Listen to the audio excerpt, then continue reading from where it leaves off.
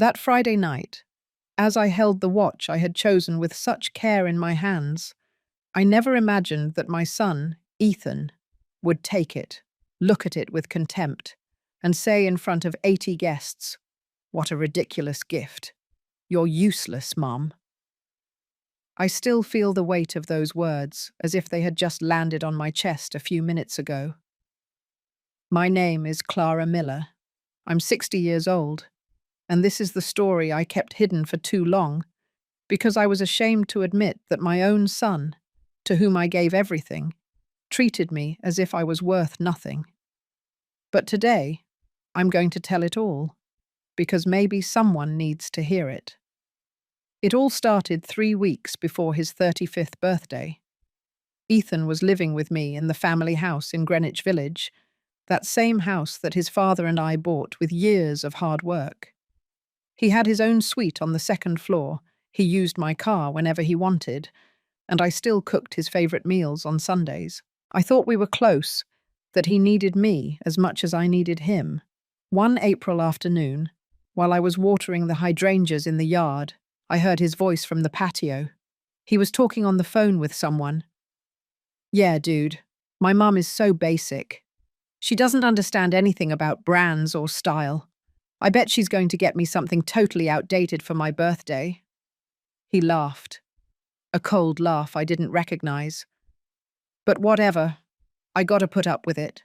I still live here and use her money. The water from the hose kept running while I stood paralyzed among the flowers. My hands were trembling. That night, I couldn't sleep. I got up 3 times to check on the Swiss watch I had set aside for him at Mr. Peterson's jewelry store. It was a classic Longines, elegant, with a steel case and a brown leather strap. I had saved 6 months of my pension to buy it. In the box, I also kept the old photograph of Ethan when he was 5 years old, hugging me in my mother's garden. He was wearing the first toy watch I gave him, and he used to say that when he grew up, he wanted a real watch, like his grandpa's. I remembered all of that, every detail, every childhood promise. But now I was afraid that this gift wouldn't be enough for him. The following days were strange. Ethan barely spoke to me. He came home late at night. He left his clothes lying around, and when I asked him how he was, he answered in single syllables, "Fine, Mum," or "Talk later, I'm busy." One morning, while I was making coffee, I found a printed invitation with gold lettering on the dining room table. It was for his birthday party. The address was an event hall in Midtown. 80 confirmed guests. He hadn't said anything to me. When he came down for breakfast, I asked him in a calm voice, "Son, are you having a party?" He didn't even look up from his phone. "Yeah, my friends organized the whole thing. It's gonna be awesome." "And am I going to be there?" He shrugged. "Duh, you're my mum." But he said it like it was an obligation, like I was a chore he had to complete. That afternoon, while I was wrapping the watch in navy blue paper with a silver bow, I felt a lump in my throat. It wasn't just a gift. It was everything I could give him. My love, my effort, my memory of when he loved me so well. The night of the party, I put on my pearl grey dress, the one I had worn to my cousin's wedding. I fixed my hair, put on the silver earrings my mother inherited to me. I wanted to look nice. I wanted Ethan to be proud of me. I arrived at the venue at 8 o'clock at night. The lights were bright, the music was loud, and there were tables with white tablecloths and expensive flower arrangements. I recognized some of his friends, but none of them greeted me. Ethan was in the center, surrounded by people, a glass in his hand. He was wearing a black suit, a white shirt without a tie. He looked handsome, successful, and happy. When he saw me, he made a quick face and came toward me. "Mom, you made it. Sit over there, okay? With the aunts." He pointed to a table in the back near the kitchen. I didn't say anything. I just walked over and sat down, the gift in my hands. An hour passed. No one approached me. I drank sparkling water. I watched everyone laugh, dance, and clink glasses. Ethan didn't look over at my table once until it was time for the gifts. They set up a long table in front of everyone. People started bringing big boxes, international brand bags, and thick envelopes. I waited, took a deep breath, stood up, and walked toward him, my navy blue package in my hands. The music volume dropped. Everyone turned. Ethan looked at me with that expression I know well now: annoyance, embarrassment. I held out the gift with a smile. "Happy birthday, my love. I hope you like it." He took it without looking me in the eye. He unwrapped it slowly, as if he didn't want to. When he saw the watch case, he opened it, stared at the Longines for 3 eternal seconds, and then it happened. He looked up, stared straight at me, and said in a loud voice so everyone could hear, "Seriously, Mum? One of these watches? What a ridiculous gift." He laughed, loud and cruel, and then added, still smiling, "You're useless, Mum. Completely useless." The room fell silent. 80 people were looking at me. I felt the floor opening up beneath my feet. Sometimes we trust too much in those we shouldn't. Have you also been disappointed by someone you loved? Tell me your story in the comments. I want to read them. Before I continue, I need you to understand something important. Ethan wasn't always like this. There was a time, years ago, when my son was different. When his eyes would shine when he saw me coming home. When he would run toward me screaming, "Mom!" every time I returned from work. We were a team, he and I. His father, Robert, died when Ethan was only 12 years old. A sudden heart attack while he was playing tennis at the club. From one day to the next, we were alone. I was 37 years old and had a son who had just lost his hero. I remember those first few weeks as if they were yesterday. Ethan slept clutching his father's jacket. He didn't talk at school. He barely ate.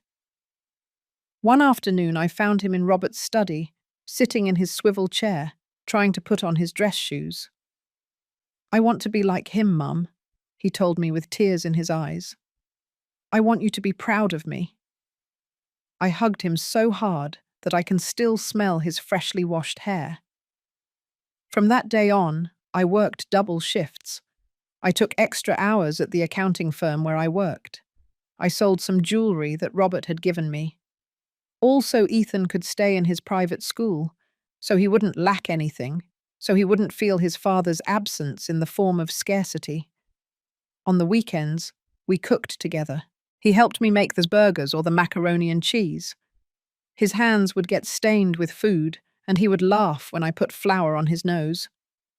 We prepared my grandmother's turkey stuffing, the kind that takes 3 days of work. "Someday I'm going to cook this for my wife," he would say while stirring the pot. "And I'll be there to teach her all your secrets," I would reply. He would smile, a clean, true smile.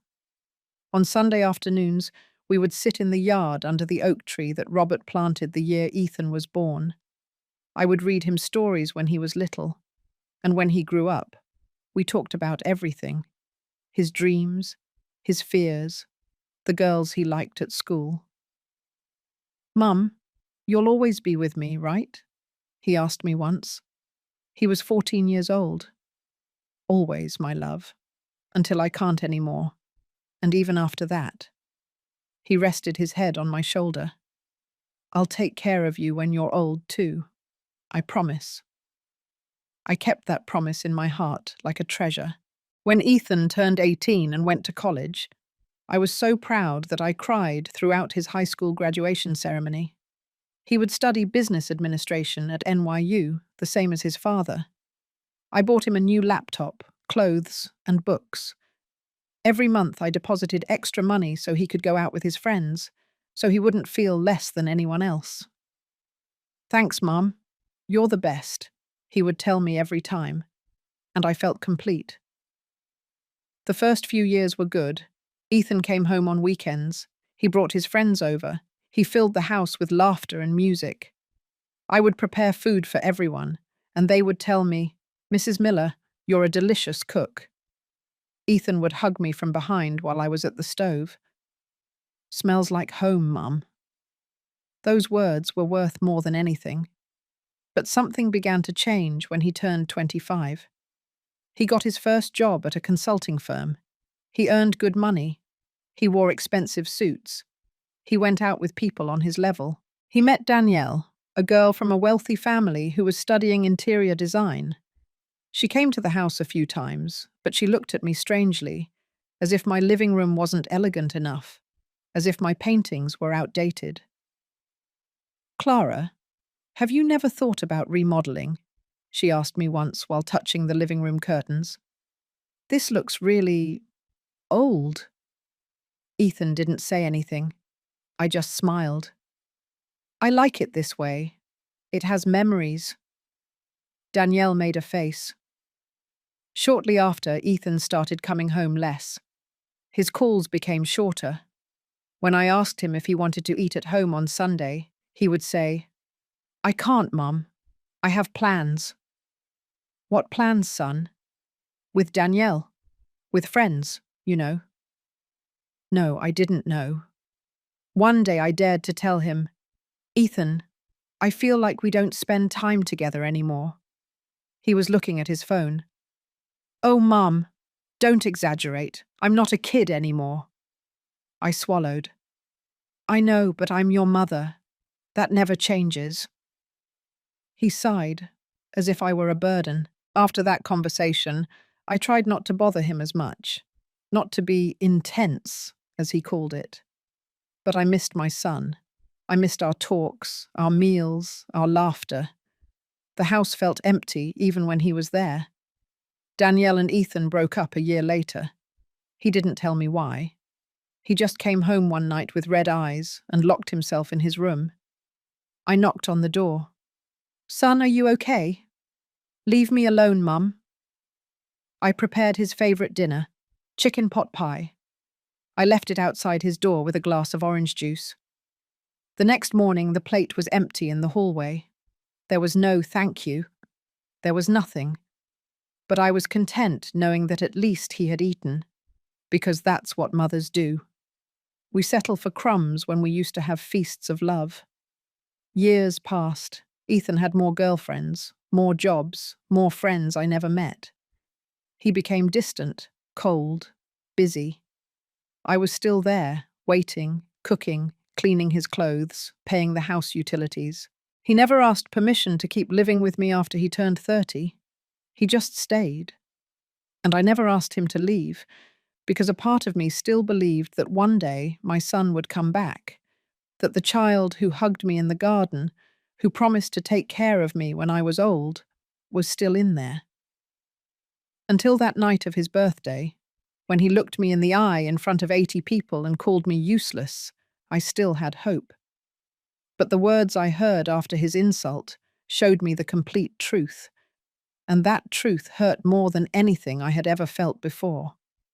After Ethan called me useless in front of all those guests, I expected someone to say something, for someone to defend me, for someone to tell my son that he was wrong. But no one did. The 80 guests stayed silent for 3 seconds, which felt like 3 years. Then, as if nothing had happened, the music volume went up again and people resumed their conversations. I stood there, holding my purse with trembling hands, watching Ethan drop the watch case onto the gift table as if it were garbage. One of his friends, a tall guy with a beard and a designer shirt, approached him, laughing. "Man, your mum really didn't get the memo. A Longines? Seriously?" Ethan laughed too. "I know, buddy. I told her 1,000 times not to bother. But you know how mums are. They always think the gesture is enough. And what are you going to do with it?" Ethan took the case without opening it properly and put it into a plastic bag under the table. "I don't know. Maybe give it to the doorman or something. My heart broke into pieces. I walked toward the exit without saying goodbye. My legs could barely support me. I felt like everyone was watching me, that everyone knew I was that ridiculous, old-fashioned mother who didn't understand anything about her son's world. When I got to the parking lot, I got into my car and closed the door. And there, alone in the dark, I let out all the crying I had been holding back. I cried for my son, for the child he was, and for the man he had become. I cried for myself, for being so blind, for believing that love was enough. I cried for Robert, for not being there to see what his son had turned into. I don't know how long I stayed there. When I could finally breathe, I looked at my face in the rearview mirror. My mascara was running, my eyes were swollen, my hair was messy. I looked how I felt, broken. I drove back home in silence. The city streets were lit up. There were couples walking hand in hand, families leaving restaurants. Everyone seemed happy, everyone but me. When I arrived, the house was dark and cold. I walked in the front door and left my shoes by the entrance. I walked up the stairs slowly. Every step weighed on me as if I were carrying stones on my shoulders. I sat down on my bed, still wearing the dress, and looked at the photograph I have on my dresser. It's of Ethan at 8 years old, on his first school dance day. He's wearing a white suit, his hands joined, and he's looking at me with a clean, sincere smile. "What happened to you, son?" I asked the photo. "When did you stop loving me?" The photograph didn't answer. That night I couldn't sleep. I stayed awake, staring at the ceiling, listening to the silence of the house. I thought about everything I had done wrong, all the times I had perhaps overprotected him, or spoiled him too much, or hadn't taught him the value of things. But I also thought about all the times he had told me he loved me, all the promises he had made me, all the moments when I believed we were a team. Had it all been a lie? Ethan arrived at 4 o'clock in the morning. I heard him open the front door, heard him laughing with someone on the phone as he walked up the stairs, heard him close his bedroom door without even passing mine. He didn't come to apologize. He didn't come to explain anything. He just went to sleep as if nothing had happened. The next morning, I was in the kitchen making coffee when he came down. He was wearing expensive pajamas, the kind that cost more than $200. He looked rested and calm. "Good morning, Mum," he said as he opened the refrigerator. I didn't answer. I just looked at him. He took out a carton of orange juice, poured himself a glass, and sat down at the kitchen counter with his phone in his hand. I walked closer slowly. My heart was beating so fast that I was sure he could hear it. "Ethan," I said, my voice trembling, "we need to talk." He didn't even look up from his phone. "About what, Mum?" "About what happened last night." He shrugged. "What happened last night?" I couldn't believe what I was hearing. "You humiliated me in front of all your guests. You called me useless." He finally looked at me. His eyes were cold, indifferent. "Oh, Mum, don't exaggerate. It was a joke." "A joke doesn't feel like this, son." "Well, then you're too sensitive." I felt something break inside me. "Sensitive? Ethan, I gave you that watch with all my love. I saved 6 months to buy it for you." He took a sip of juice and sighed, as if I were an inconvenience. "And I appreciate the gesture, Mum, but it's not what I wanted." "And what did you want?" "Something better. Something truly elegant. My friends gave me amazing things. One guy gave me a Rolex, Mum. A Rolex." "I don't have the money for a Rolex, I know, and I'm not asking you to. I'm just saying that, well, it would have been better if you hadn't given me anything, if you couldn't give something decent." His words hit me like slaps. Something decent? I repeated. Ethan, that watch is beautiful. It's classic. It's quality. It's old, Mum. It looks like something Grandpa would wear. Your grandfather wore one just like it. Exactly, Grandpa stuff. He stood up from the counter and walked into the living room with the glass in his hand. I followed him. Son, I don't understand what happened to you. You weren't like this. He slumped onto the sofa and turned on the television. Mum, people change. I grew up. I have different tastes now. You can't expect me to still be the little kid who hugged his mum all the time. I don't expect that. I just expect respect. I do respect you, he said without looking at me. But you also need to understand that we're not the same anymore. I move in different circles. I have a different life. And sometimes your stuff, well, it just doesn't fit in. My stuff doesn't fit in? No, Mum. Your gifts, the way you dress, the way you talk, it's all very, I don't know, old-fashioned. I felt like I couldn't breathe. I embarrass you? He was silent for a few seconds. Then he said, with a voice so casual it chilled my blood. Sometimes, yeah. I didn't cry. I didn't scream. I just stood there, looking at the man I no longer recognized. I understand, I finally said, and I went to my room. I locked the door and sat down on the edge of my bed. My hands were shaking. My chest hurt, as if someone had stabbed me with a knife. As I tell all of this, I wonder where you are listening to me. Write the name of your city in the comments. For the next few weeks, I tried to be invisible. I got up early to prepare Ethan's breakfast, but I left it on the table and went out before he came down. I washed his clothes without saying anything. I cleaned the house in silence. I prepared dinner and stored it in labeled containers in the refrigerator. I was still his mother. I was still taking care of him, but I no longer expected anything in return.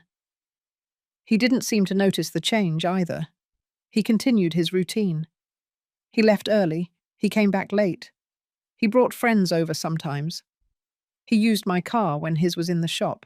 He asked to borrow money for emergencies he never explained, and I gave it to him. Always, because I was afraid of losing him completely. One afternoon, while I was folding his freshly washed clothes in his room, I found papers on his desk. They were credit card statements, all in my name. I picked them up with trembling hands and read the charges. Expensive restaurants, bars, designer clothes, trips, hotels. It all added up to more than $200,000 in the last 3 months. I hadn't made any of those purchases. I ran down the stairs. Ethan was in the living room watching a show on TV. What is this? I asked him, showing him the papers. He barely looked at them. Oh, yeah. I used your cards. Mine was blocked. You used my cards without asking me. Mum, we live in the same house. It's not that serious. It's $200,000, Ethan. And I'm going to pay you back. When? When I can. And in the meantime, he stood up from the sofa, irritated. You know what, Mum? I'm sick of your complaining. It's always the same with you. Everything bothers you. Everything hurts you. Why can't you be like other mums and support your son without always nagging? I froze. I have supported you your whole life. Oh, well, it doesn't seem to be enough, does it? Because you're still here, counting every dollar you spend on me. I'm not counting the money, Ethan. I'm counting your lack of respect. He took his jacket from the rack and walked toward the door. I'm leaving. I don't want to keep arguing with you. You're exhausting. And he left. I stood alone in the middle of the living room with those statements in my hands, watching the door close behind him. He didn't come home to sleep that night, or the next. I called him 20 times. I left voicemails. I wrote him texts asking if he was okay, if he needed anything, if he wanted me to come get him.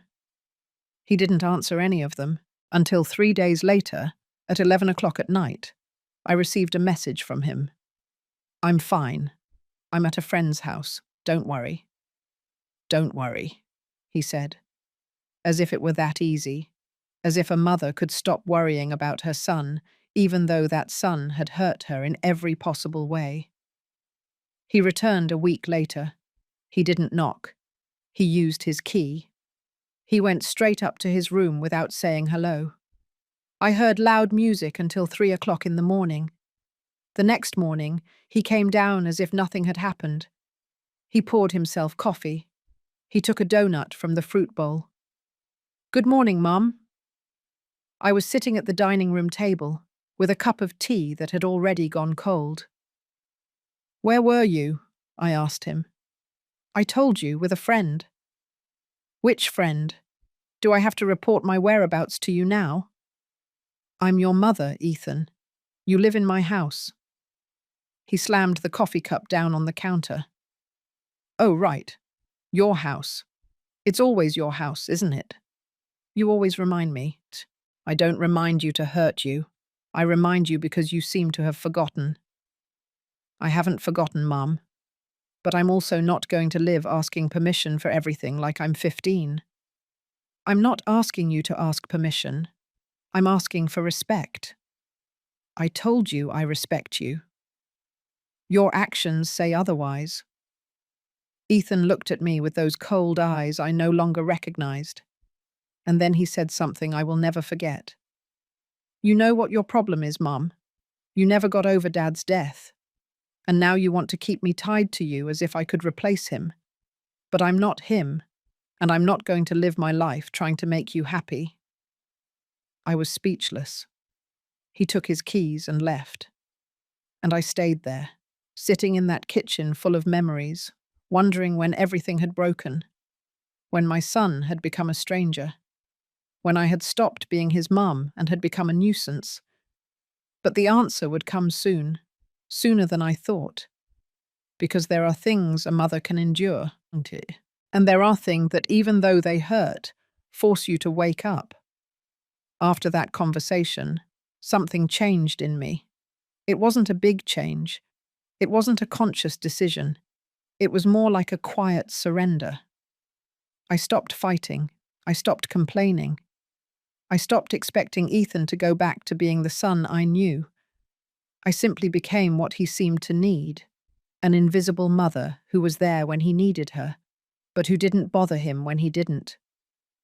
The days became a mechanical routine.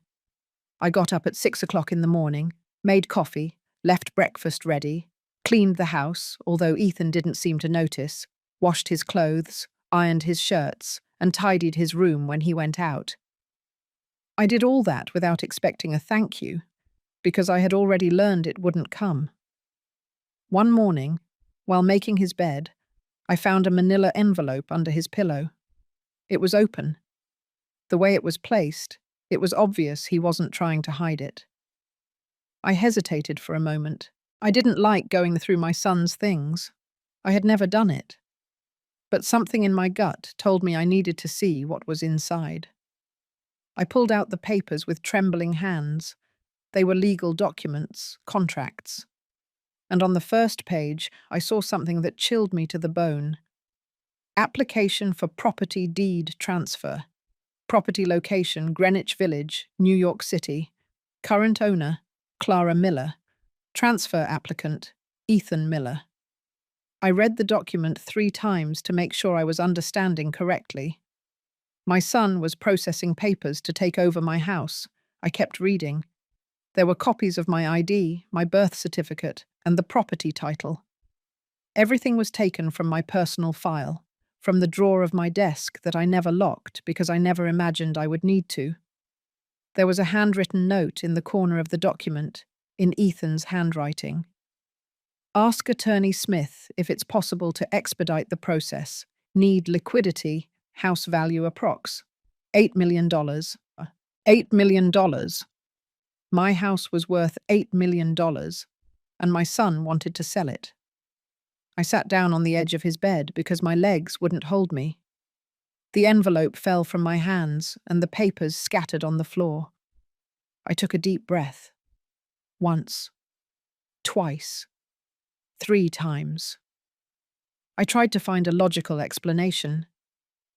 I tried to think that maybe there was a valid reason why Ethan was doing this without consulting me. But there wasn't. My son wanted to steal my house, the house that his father and I bought with years of effort, the house where Ethan took his first steps, the house where we celebrated all our Christmases, the house where Robert died, the house that was the only thing I had left. I heard the front door open. Ethan had arrived. I heard his footsteps on the stairs. Quickly, I gathered the papers and put them back into the envelope. I placed it under the pillow exactly as I had found it. I wiped away the tears I didn't know I had shed and walked out of his room just as he reached the hallway. "Mom, what were you doing in my room?" "I was making your bed." He looked at me with suspicion. "Making my bed? I told you I don't need you to do that." "I know, but I like things tidy." He walked into his room and closed the door without saying anything else. I walked down the stairs slowly, holding on to the railing because I felt like I was going to faint. I got to the kitchen and poured myself a glass of water. My hands were shaking so much that I spilled half of it. What was I going to do? Should I confront him? Should I call a lawyer? Should I kick him out of the house? All those options spun through my mind like a whirlwind, but in the end, I didn't do anything because I was afraid. Afraid of losing my son completely. Afraid of being left alone. Afraid of admitting that the person I had loved most in the world was betraying me. So I swallowed that secret, just as I had swallowed so many others, and I continued to be his mother. The following days were torture. Every time Ethan came down for breakfast, I looked at him and thought, when are you going to tell me? When are you going to have the courage to tell me you want to take away my house? But he didn't say anything. He acted normal. He ate what I prepared. He used my car. He watched TV in my living room, as if everything was fine, as if he weren't stabbing me in the back. One night, 2 weeks after finding those documents, Ethan came home with a woman. I was in the kitchen preparing dinner when I heard the door open and laughter, a woman's laughter.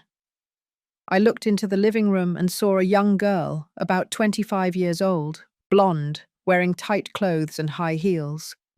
She was clinging to Ethan's arm as if she had known him forever. "Mom," Ethan said when he saw me, "I want you to meet Valerie.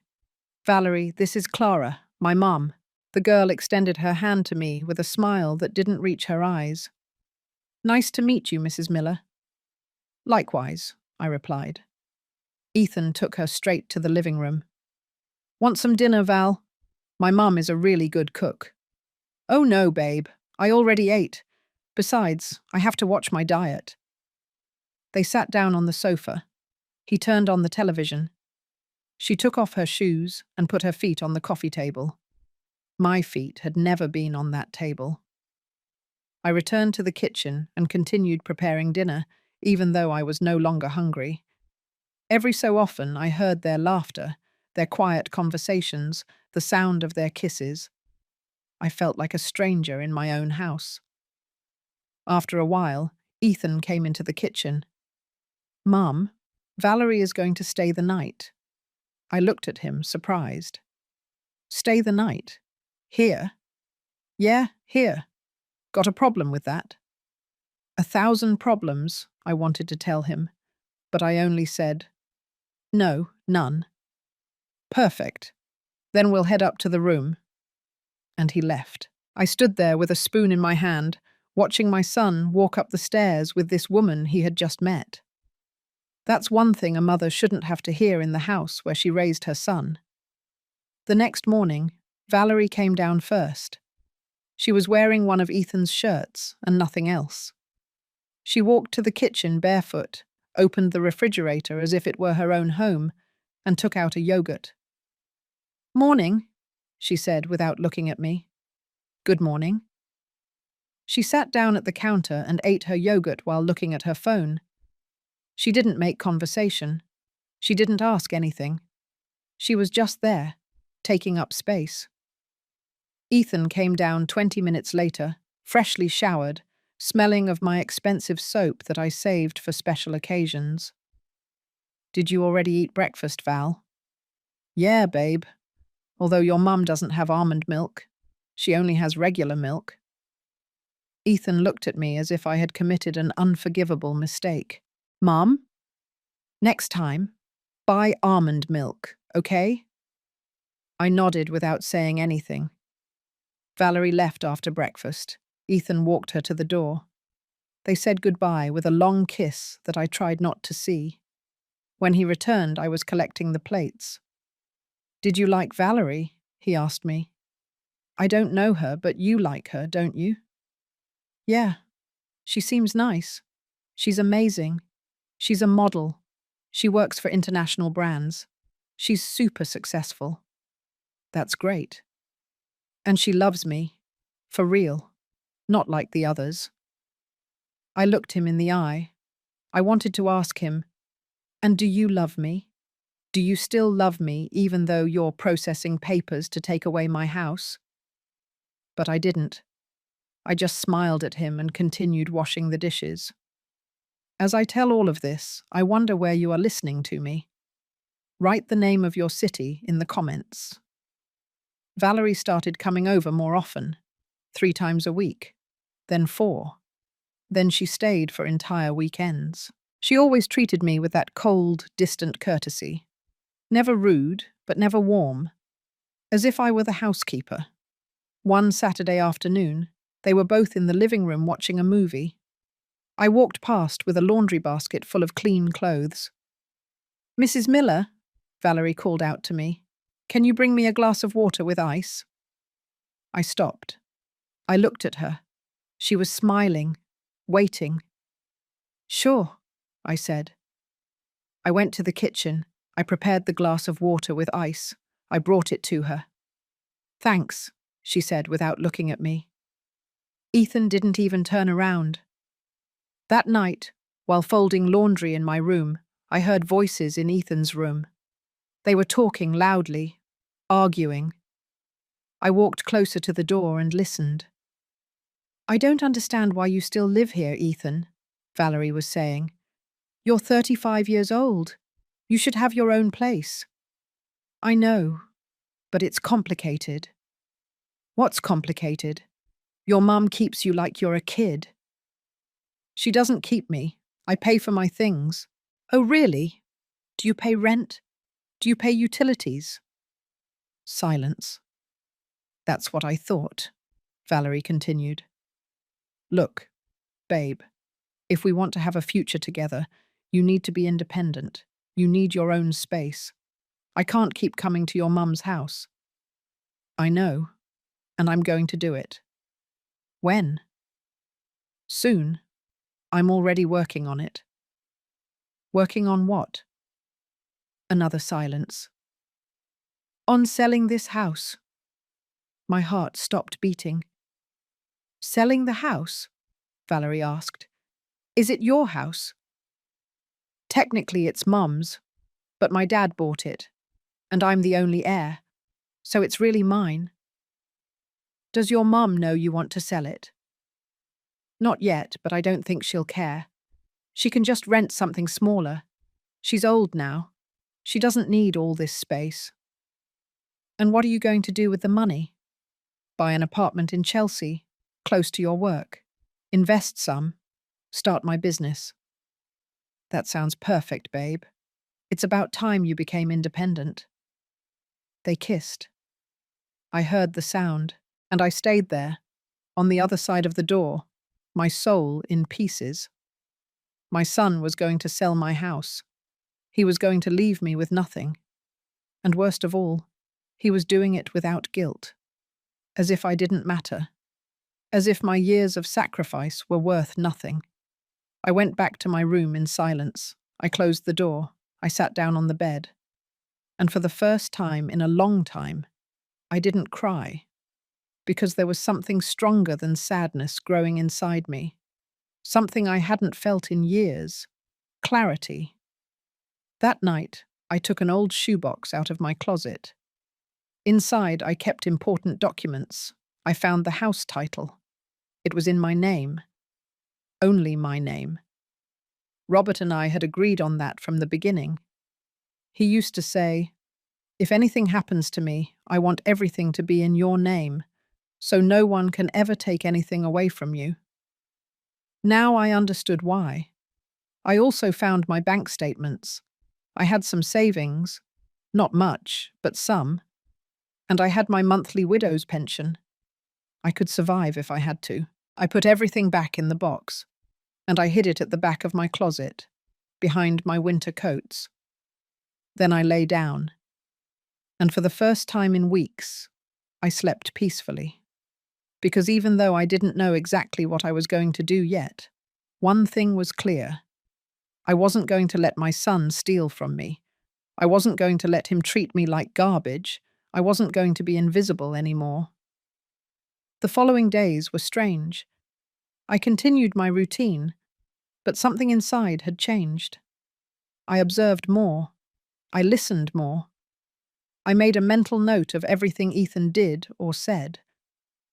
One afternoon, while cleaning his room, I checked the envelope with the documents again. There were new papers, quotes for apartments in Chelsea. All very expensive. None that he could afford on his salary. He needed the money from my house. I also found printed WhatsApp messages between him and Attorney Smith, the lawyer who was processing the transfer. "Attorney, has the house thing moved forward? I need you to expedite the process. My mum is old and sometimes gets confused. If she signs the papers soon, the better." My mum is old and sometimes gets confused. That was his strategy. To make me seem senile, incapable of making decisions, so that no one would question why I was signing papers that took everything away from me.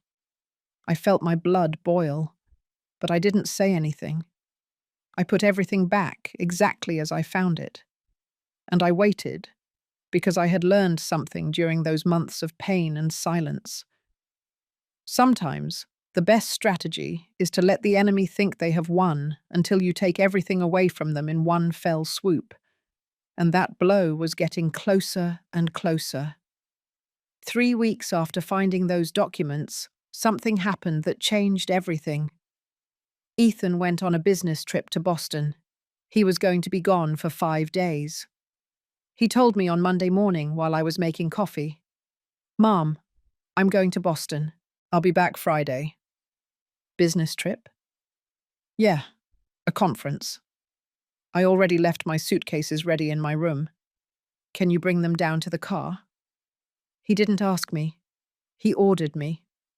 "Sure," I replied. He left without saying goodbye, without a hug, without a "take care, Mum," or a call when he arrived. He just left. I was left alone in that house that suddenly felt too big and too silent. For the first few hours, I did my normal routine. I cleaned the kitchen, watered the plants in the garden, and put a load of laundry in the washing machine.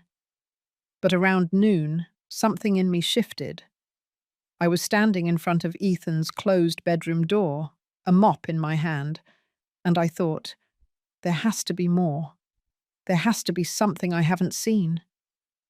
I opened the door slowly as if someone might hear me. I went in. His room was messy, as always. Clothes on the floor, the bed unmade, dirty glasses on the nightstand. But this time, I hadn't come to clean. I had come to find the truth. I started with his desk. I opened the drawers one by one. I found invoices, receipts from expensive restaurants, and concert tickets, all paid with my credit cards. In the second drawer, I found a black folder. I opened it with trembling hands. Inside were more legal documents. But these were different. They were loan agreements. 5 different loans, all in my name. Personal loan, Chase Bank. Account holder, Clara Miller. Amount, $150,000. Personal loan, Bank of America. Account holder, Clara Miller. Amount, $200,000. I kept reading. The 5 loans totaled more than $800,000. $800,000, yes, that I had never requested. $800,000 that someone had taken out using my name, my signature, my identity. And that someone was my son. I checked the dates. The oldest was 6 months ago. The most recent, 2 weeks ago. They all had copies of my official ID. They all had documents with a signature that looked like mine, but which I knew wasn't mine. I felt my legs tremble. I sat down in his swivel chair, trying to breathe. How had he done this? How had he forged my signature? How had he taken out all these loans without me knowing? And then I understood. The banks had sent notifications, emails, and phone calls, but Ethan always got to the mail first. He checked the mailbox before I did. He answered the house phone when it rang. He had been intercepting all the information. He had been hiding my own financial life from me. I kept searching. At the bottom of the drawer, I found a brown envelope with more papers. I took them out. They were statements from a bank I didn't know, an investment account in the name of Ethan Miller Entrepreneur Fund. The numbers made me dizzy. There were transactions of hundreds of thousands of dollars, deposits, withdrawals, and transfers. On the last page, I saw a handwritten note. Initial investment, $600,000. CMV, loans. Projected investment post-house sale, $8 million. Expected ROI, 30% annual. CMV, Clara Miller. Me. My son had used my name, my credit, and my identity to take out loans he was never going to pay back. And now he planned to sell my house to finance his entrepreneur business. I put everything back in the black folder exactly as I found it. I kept checking. In his closet, behind a row of expensive shoes I had never seen him wear, I found a Nike box. I opened it, expecting to find sneakers. But there were no sneakers. There was cash. Wads and wads of $100 bills organized with rubber bands. I counted quickly. There was at least $100,000 in cash. Where had all that money come from? I kept looking. Under his bed, I found a black backpack. I opened it. Inside was a laptop I had never seen. I took it out and turned it on. It didn't have a password.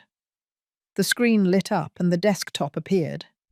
It was full of files with names like UVF Project Investments, 2024 Investor Contacts. I opened one at random. It was a business plan. 50 pages describing an innovative financial technology startup that Ethan was supposedly developing. I read the executive summary. Ethan Miller. Capital is an investment firm specializing in emerging technology for the Latin American market, with an initial capital of $8 million. $8 million, the value of my house. I kept reading. The document was full of terms I didn't understand. Blockchain, fintech, venture capital, seed investment. But there was one section I understood perfectly. It was called Initial Capital Structure. Funding sources, sale of family real estate asset, $8 million. Bank loans under family account. Holder name, $800,000. Own capital, $50,000. Family real estate asset, my house. Family account holder, me. My son had planned all of this. It wasn't an impulse. It wasn't a mistake. It was a detailed, calculated, cold plan. And I was just a tool, a means to get money. I closed the laptop and put it back in the backpack, exactly as I had found it. My hands were shaking. My heart was beating so hard I could hear it in my ears. I walked out of his room and went down the stairs slowly, holding on to the railing. I reached the living room and collapsed onto the sofa. For hours, I stayed there, staring at the ceiling, trying to process everything I had discovered. My son was a thief, a con artist, a liar, and I had been his perfect victim.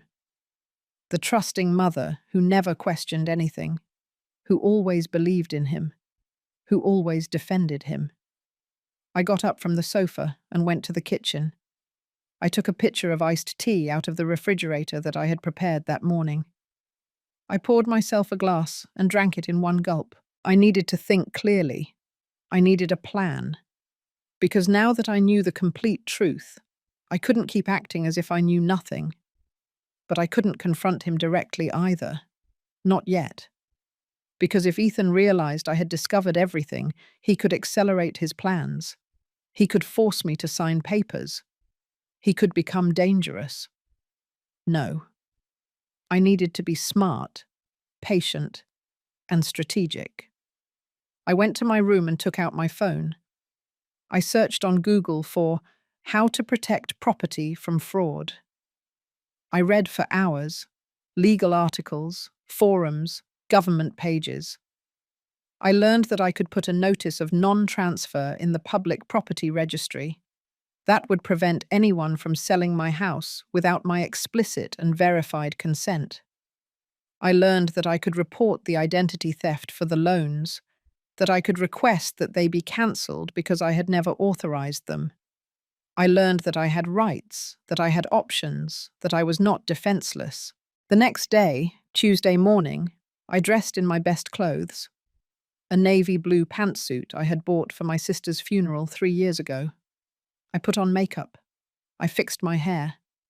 I looked at myself in the mirror. I was no longer the broken woman who cried in her room. I was Clara Miller, 60 years old. Widow, mother, and no one, not even my own son, was going to steal what was mine. I took my purse and left the house.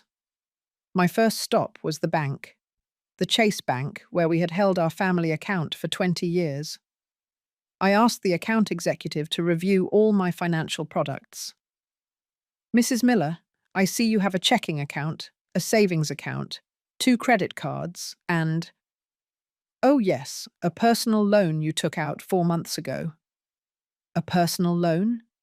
Yes, for $150,000, don't you remember? No, I never took out that loan. The woman frowned. I have the application here with your signature, ma'am. Can you show it to me? She handed me a copy. There was my name, my address, my social security number, and a signature that looked like mine, but which was definitely not mine. I want to report this as fraud, I said in a firm voice.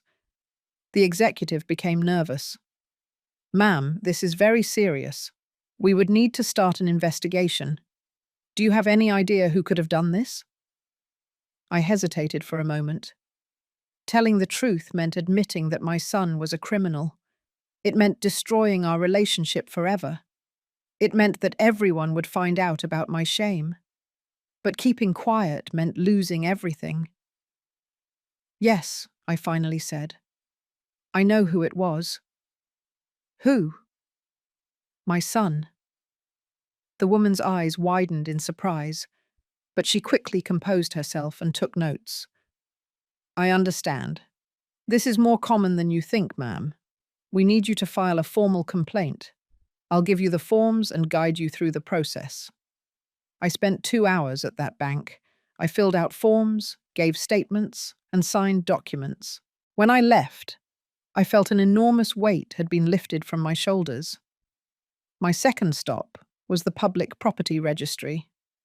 There, I asked for advice on how to protect my house. A young lawyer helped me. I explained the situation without giving too many details. I just told him I wanted to make sure no one could sell my property without my explicit authorization. You can file a preventative notice, he explained. It's free and prevents any transaction from happening without you being physically present with official identification. It takes a few days to process, but once filed, your property is protected. And what if someone has already started the sales process? Are there any transactions in process? I don't know. Can you check? The lawyer checked his computer. Let me see. No, Mrs. Miller. There are no pending transactions on your property. It's clean. I breathed a sigh of relief. I was still on time. I want to file that preventative notice today. Perfect. I'll need your ID, your property title, and you'll need to fill out these forms. I spent another hour there. When I finished, I held a receipt that read, Preventative notice filed. Filing date, date. Validity, indefinite until cancelled by the owner. My house was protected. No one could sell it without me being present, not even Ethan. I returned home late that afternoon.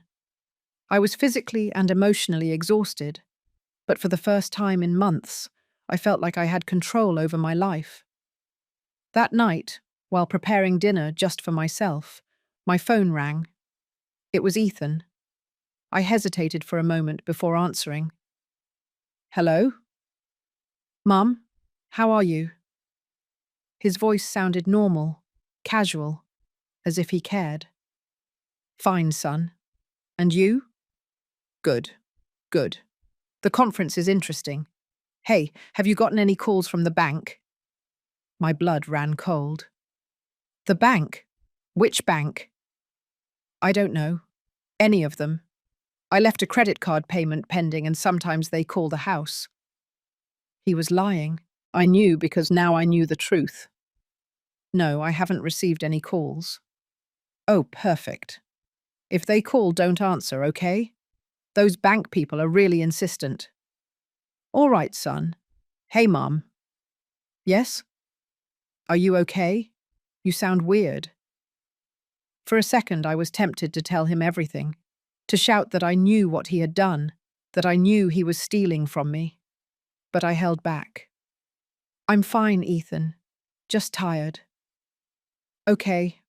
Well, I gotta go. I'll call you in a few days. Take care. He hung up without waiting for a reply. I was left holding the phone, staring at the black screen. And then, for the first time, I smiled.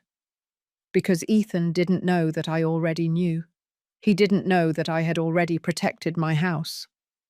He didn't know that I had already reported his fraud. He didn't know that his perfect plan was falling apart.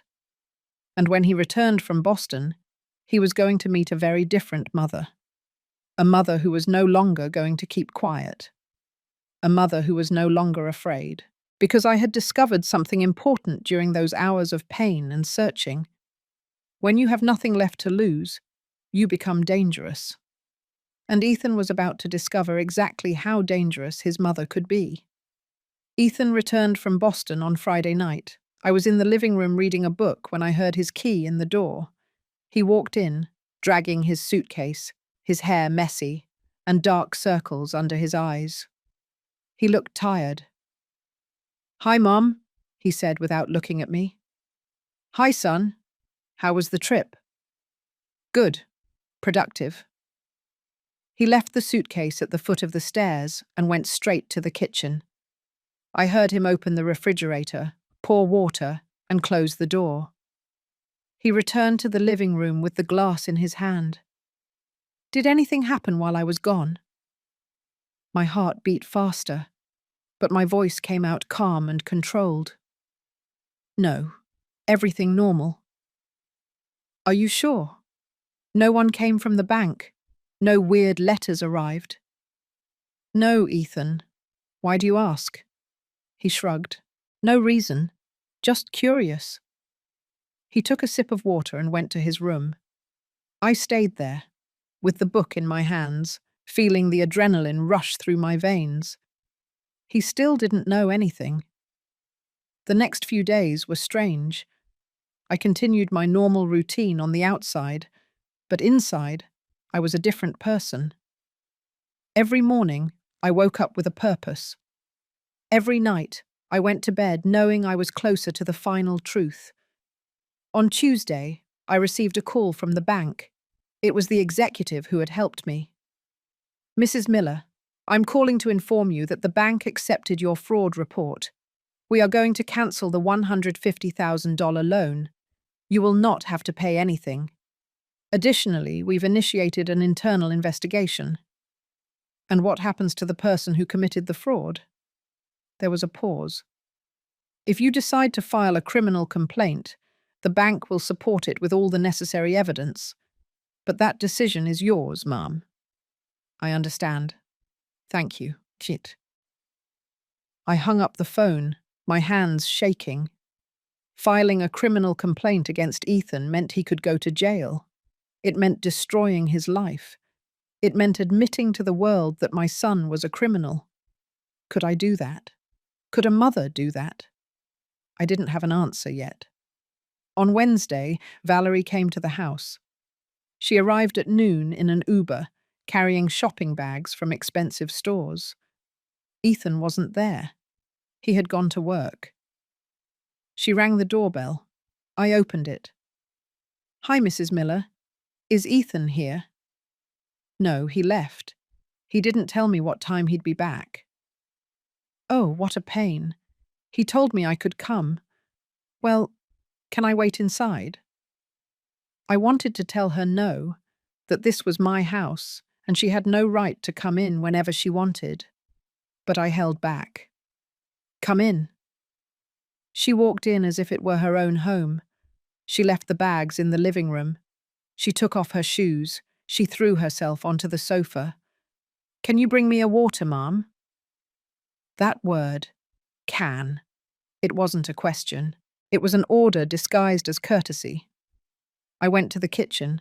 I took a bottle of water from the refrigerator. I brought it to her.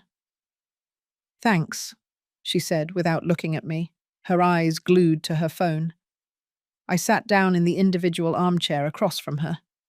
I picked up my book. I pretended to read, but I was really watching her. Valerie was pretty, young, and self-assured. She wore designer clothes. Her bag was an authentic Louis Vuitton that cost more than I earned in 3 months of pension. Her nails were perfectly manicured.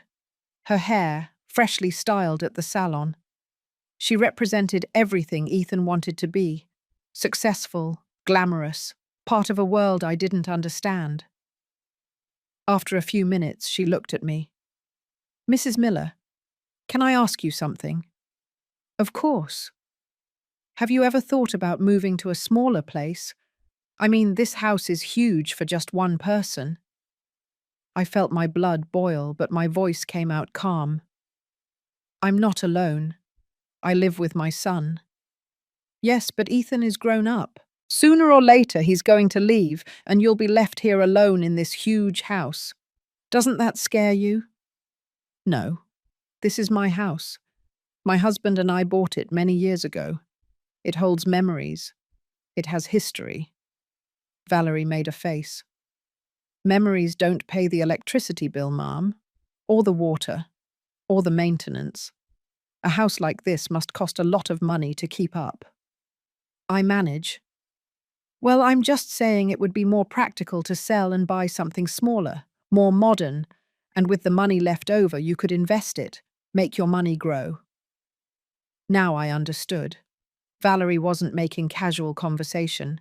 She was testing the waters, trying to convince me that selling my house was a good idea. Ethan had sent her. "Valerie," I said, looking her directly in the eyes, "I know you and Ethan have plans. I know you want me to sell this house." She turned pale. "What? No, Mum, I don't. Don't pretend. I overheard your conversation weeks ago. I know everything." She fell silent. For the first time since I met her, she didn't know what to say.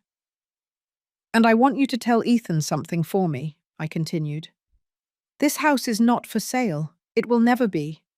And if he tries to sell it without my permission, he's going to have very serious problems.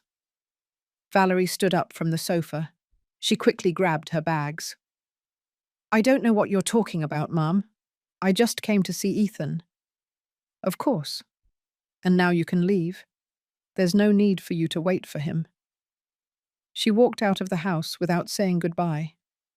I closed the door behind her and leaned against the wood. My hands were shaking, but I was also smiling, because I had just done something I had never done. I had defended myself. That night, Ethan came home furious. He stormed up the stairs and burst into my room without knocking. What did you say to Valerie? I was sitting on my bed, reading. Good evening, Ethan. What did you say to her? She's crying. She says you kicked her out of the house. I didn't kick her out. I told her she could leave if she wanted to. Why? Because she was uncomfortable with the conversation we were having. What conversation? I looked at him directly. About my plans to sell this house. Or rather, about your plans for me to sell this house. He froze. I don't know what you're talking about. Yes, you do. Mum. Valerie is confused. Valerie. Ethan. Stop. My voice came out louder than I expected. He shut up. I got out of bed and walked toward him. I know you want to sell my house. I know you took out loans in my name. I know you have a business plan that uses my property as initial capital. I know everything. The expression on his face changed, from fury to surprise, then to fear, then to something darker. You went through my things. I live here, Ethan. It's my house. That doesn't give you the right to go into my room. And you don't have the right to steal from me. The word hung in the air like a knife. Steal. Ethan clenched his jaw. I'm not stealing from you. It's family money. It's my inheritance. Your inheritance will be when I die. As long as I'm alive, all of this is mine. Dad worked for this house too, and Dad left it to me, because he trusted that I would know what to do with it. And what are you going to do? Stay here until you die alone and forgotten? His words hurt, but they no longer broke me. Maybe. Or maybe I'll sell it someday.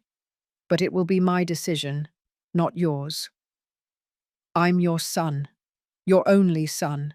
Everything you have should be mine. Everything I have, I gave to you for 35 years. I gave you food, a roof over your head, an education, and love. I gave you everything I could, and more. And do you know what I got in return? He fell silent. Contempt, humiliation, theft, lies. Don't exaggerate, Mum. Exaggerate? You called me useless in front of 80 people. You threw away my gift like it was garbage. You forged my signature to take out loans I never authorized. You planned to sell my house without telling me anything. What part of that is exaggeration? Ethan walked toward the door. He stopped before leaving. You know what your problem is, Mum. You never let me grow up. You always wanted to keep me here, controlled, dependent on you. Because if I left, you would be alone, and that terrified you. You're right, I said. I was terrified of being alone. That's why I endured everything you did to me. That's why I stayed quiet when you hurt me. Because I preferred to have you here, even if you treated me badly, than to lose you. He looked at me in surprise. But I'm not afraid anymore, Ethan, because I discovered something. I'm already alone. I've been alone for years. Because the son I loved, that child who hugged me in the garden and promised to take care of me, that child died a long time ago. And in his place there's a man I don't recognize. He stood in the doorway, not knowing what to say. I already reported the loans as fraud, I continued. The bank is going to cancel them. and I filed a preventative notice in the public property registry. No one can sell this house without me being present, not even you." His face turned red with anger. "You did what?" "I protected what is mine." "You're a selfish jerk. I need that money." "For what? For your business that doesn't even exist? To impress Valerie? To keep living a life you can't afford?" "It's my future. And this is my life." We stood staring at each other. Two strangers. Two enemies. He was the first to break the silence. "You know what? I'm leaving. I don't want to be in this house for 1 minute more." "Perfect. The door is open. And I'm not coming back." "Also perfect." I waited for him to leave. I waited for him to go to his room, pack, and walk out. But he didn't. He stayed there, standing, breathing heavily. And then he said something I didn't expect. "Are you really going to let me go?" His voice sounded different, smaller, more vulnerable. For a second, I saw the child he used to be, the child who was afraid of being alone. And a part of me wanted to hug him. I wanted to tell him that everything was going to be okay, that I forgave him, that we could start over. But then I remembered everything. The insult on his birthday, the fraudulent loans, his cruel words, his plan to leave me with nothing. And I understood that I couldn't save him, that he had to save himself. "Yes," I finally said. "I'm going to let you go." Something changed in his gaze, a mixture of sadness, rage, and resignation. "All right," he said. "I'll come back tomorrow for my things." He walked out of my room and closed the door. I sat down on the edge of my bed and let the tears flow, because even though I knew I was doing the right thing, even though I knew I couldn't continue to be a victim of my own son, it hurt. It hurt to let go of the child I loved with all my heart. It hurt to accept that the man he became no longer loved me. It hurt to understand that sometimes a mother's love isn't enough to save a child from himself.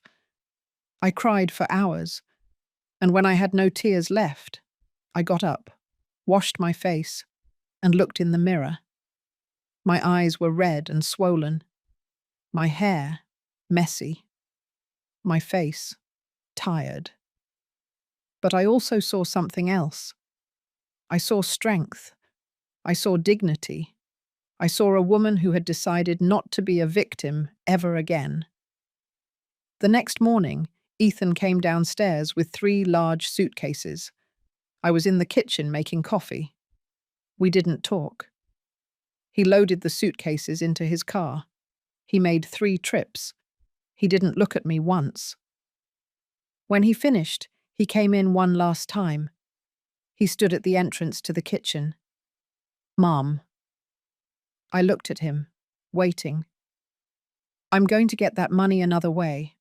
I'm going to build my business. And when I'm successful, you're going to regret not supporting me." It wasn't an apology. It was a threat. "I hope you succeed, Ethan," I said sincerely.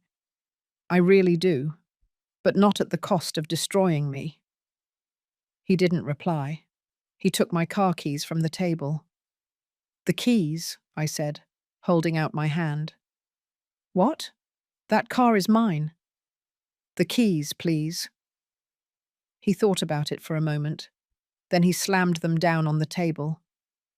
He also took the credit cards in my name out of his wallet. "Take them. I don't need them anymore." He left them next to the keys, and he walked out. I heard his car engine start. I heard the automatic gate open. I heard him drive away down the street. And then, silence. A deep, complete, absolute silence. I stood in the kitchen, surrounded by that silence, feeling my life change forever. My son was gone. And though it hurt, though I felt a part of me had broken, I also felt something else. Relief. I still wonder if I did the right thing. And you? What would you have done in my place? The first few days after Ethan left were the strangest of my life. The house was silent, a silence I had never experienced. There was no loud music at 3 o'clock in the morning, no doors slamming, no voices arguing on the phone, no clothes lying in the hallway. Just silence and me. The first few mornings, I woke up at 6 o'clock out of habit. I made coffee for two. And then I remembered I was alone, that I no longer had to make breakfast for anyone, that I no longer had to wash anyone's clothes, that I no longer had to walk in silence so as not to wake anyone up. I was free. But freedom felt strange, empty, and heavy. On Saturday, a week after Ethan left, I was watering the hydrangeas in the yard when the doorbell rang. I dried my hands on my apron and went to open it. It was Valerie. She was wearing dark sunglasses, even though it was cloudy. Her face looked worn, as if she hadn't slept in days. "Mrs. Miller," she said, her voice trembling. "Can I come in?" I hesitated for a moment. "What do you need, Valerie?" "To talk to you. Please, just 5 minutes." Something in her voice made me open the door. We went into the living room. She sat on the edge of the sofa, nervous, twisting her hands. I sat across from her and waited. "I don't know where to start," she finally said. "The beginning always works." She took a deep breath. "Ethan and I broke up." It didn't surprise me. "When?" "3 days ago. I didn't know anything, Mom. I didn't know he was stealing from you. I didn't know about the loans. I didn't know he wanted to sell your house without your permission." "You really didn't know?" She looked me in the eye for the first time. "I swear I didn't. I thought this house was his too, that it was his dad's inheritance. He told me you agreed to sell it, that it was a decision you both made. He lied." "I know. And when I found out the truth, I realized who he really was." She took a tissue out of her purse and wiped her eyes beneath her sunglasses. "After you confronted me that day, I went to look for him. I asked him what was going on. And he told me you were old, that you were confused, that you didn't understand how modern business worked." "Sure. But something didn't add up. So I investigated. I spoke to friends who work at banks. I asked them to verify a few things, and I discovered that Ethan has debts everywhere. Credit cards maxed out, personal loans he hasn't paid, money he owes at restaurants, bars, and clubs. How much?" "More than $1 million. I gasped. "1 million?" "Yes. And all that money he was supposedly investing in his business? That business doesn't exist, Mrs. Miller. There are only debts, expensive vacations, designer clothes, and parties. He was living a life he couldn't afford. And when he ran out of credit, he decided to use yours, and then your house." I leaned back on the sofa, trying to process the information. My son wasn't just a thief. He was a compulsive liar, a con artist, a man who lived on appearances while sinking into debt. "Why are you telling me this, Valerie?" She took off her sunglasses. Her eyes were red, swollen. "Because when I confronted him, when I told him that what he was doing to you was wrong, he said something horrible to me." "What did he say?" "He said, 'My mom is old. How many years does she have left? 10? Maybe less. Why does she need that big house? It's better if I use it now that I'm young, that I have plans, that I have a future. She's already lived her life.'" I felt as if I had been punched in the stomach. "When I heard that," Valerie continued, "I realized I didn't know him, that the man I had fallen in love with didn't exist. It was just a mask, and underneath was someone cold, calculating, capable of destroying his own mother for money. Tears streamed down her cheeks. "I'm so sorry, Mrs. Miller. I'm sorry I treated you badly. I'm sorry I was a part of this without knowing it. I'm sorry I believed him." I looked at her for a long moment. I could have hated her. I could have screamed at her to leave my house and never come back. But I didn't, because I saw in her what I had been for years. Someone who loved Ethan and was betrayed by that love. "I believe you," I finally said. "You do?" "Yes, because I also fell for his lies for 35 years. You're not the only one." Valerie stood up from the sofa. "I came to tell you something else. Ethan contacted me yesterday. He asked to borrow money, $50,000. He said it was urgent, that he had a business opportunity he couldn't pass up." "And did you give it to him?" "No. I told him I didn't have that amount, but I'm sure he's going to keep looking for people to lend him money. He's going to keep running his scam." "I know. Are you going to report him?" It was the question I had asked myself 1,000 times in the last few days. "I don't know yet." Valerie walked toward the door. Before leaving, she turned around. "Mrs. Miller, you deserve better than this. You deserve peace. You deserve to rest. Don't let him take that away from you." And she left. I stayed sitting in the living room for hours, thinking about her words. She's already lived her life. That's what Ethan had said. As if my life were over. As if I no longer had a right to my own things. As if because I was older, because I was his mother, I should sacrifice myself so he could have whatever he wanted. But I was 60 years old, not 80, not 90, 60. I could live 20 more years, 30 if I was lucky. And were those years worthless? Did they not deserve to be lived with dignity, with my own resources, in my own house? For the first time, I felt rage. Not sadness, not pain. Pure rage. That night I couldn't sleep. I tossed and turned until 3 o'clock in the morning. I finally got up. I put on a robe and went down to the kitchen. I made chamomile tea.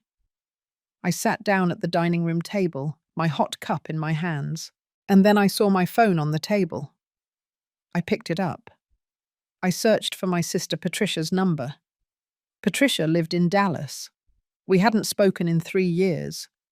We had drifted apart after a silly argument about my mother's inheritance. But at that moment, I needed to talk to someone in my family, someone who knew me from before I was just Ethan's mum. I dialed. She answered on the 3rd ring in a sleepy voice. "Hello?" "Patricia, it's Clara." Silence. "Clara, what happened? Are you okay? It's 3 o'clock in the morning." "Yes, no, I don't know." "What's wrong? You scared me." And then, without planning it, without thinking, I let everything out. I told her about Ethan's birthday, about the fraudulent loans, about the plan to sell my house, about Valerie, about everything. I talked for half an hour without stopping. Patricia didn't interrupt me once.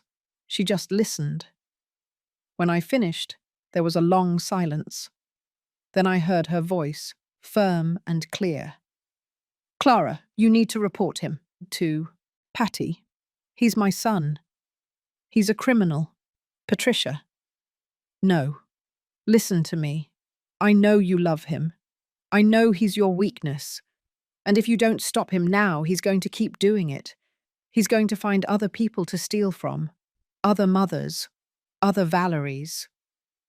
But if I report him, he could go to jail. And that would be his fault, not yours. You didn't hold a gun to his head and make him forge your signature. You didn't force him to take out loans in your name. He made those decisions. He has to face the consequences." My eyes filled with tears. "I'm scared, Patty."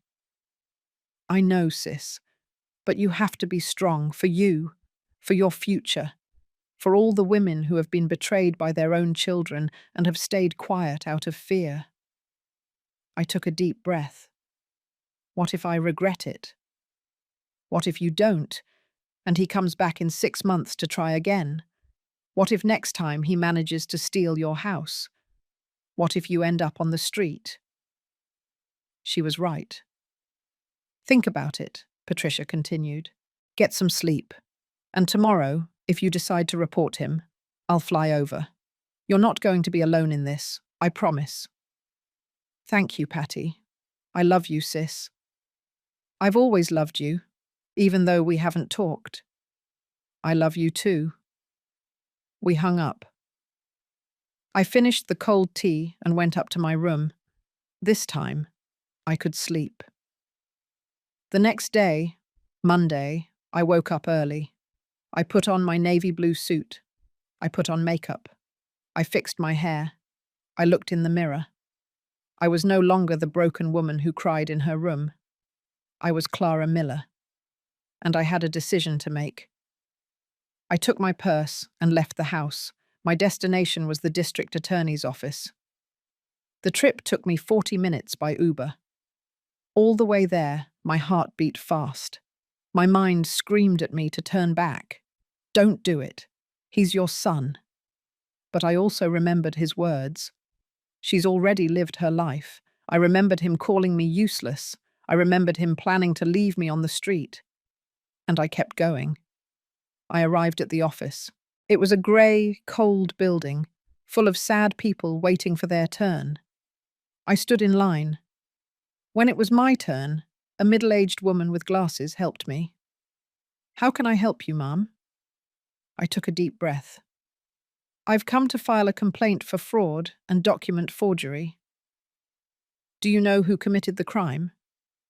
Another deep breath. Yes. My son. The woman looked up, surprised, but quickly recovered and took notes. I understand. Can you give me the details? For 2 hours, I told her everything. I showed her the bank documents, the copies of the loans, the statements, everything. She wrote down every detail patiently. This is enough to open an investigation file, she finally said. The district attorney's office will summon your son to give a statement. If the fraud is proven, he could face 3 to 9 years in prison. The words hit me like stones. 3 to 9 years. My son, in prison. Do you wish to proceed with the complaint? The woman asked. My hand trembled on the table. I thought about everything. The child he was, the man he became, his childhood laughter, his adult insults, the watch I gave him with love, the loans he took out in my name, the promises he made me, the betrayal he planned. And then I thought about me, my 60 years, my years left to live, my house, my dignity, my right to exist without being destroyed. Yes, I finally said. I want to proceed. The woman handed me the papers. I signed them one by one with a trembling but firm hand. When I left the office, it was 2 o'clock in the afternoon. The sun was shining. The city was moving at its normal pace. People were walking on the streets, unaware that I had just done the hardest thing in my life. I had just reported my own son. I sat down on a park bench across from the office, and I cried. I cried for everything I had lost. I cried for everything I would never recover. I cried for the child I loved who no longer existed, but I also cried with relief because I had finally stopped being a victim. I had finally defended myself. I had finally said, "No, this is not okay, and I will not allow it." My phone rang. It was Patricia. Did you do it? Yes. How do you feel? I don't know. Broken, but also liberated. That's normal. You did the right thing, Clara. The hard thing, but the right thing. You think so? I'm sure of it. We stayed silent for a moment. I'll arrive tomorrow afternoon, Patricia said. I'm going to stay with you for a few days. I don't want you to be alone. Thank you, Patty. That's what sisters are for. That night, back in my house, I walked through all the rooms. I went into Ethan's room. It was empty except for some furniture. It no longer smelled like his cologne. There were no clothes lying around. There was no trace of him. I sat down on his empty bed. And for the first time in months, I didn't feel pain being there. I felt peace, a strange, melancholy but real peace. Because even though I had lost my son, even though our relationship would probably never be repaired, even though I would face difficult months of legal and emotional processing, I had gained something more important. I had gained myself back.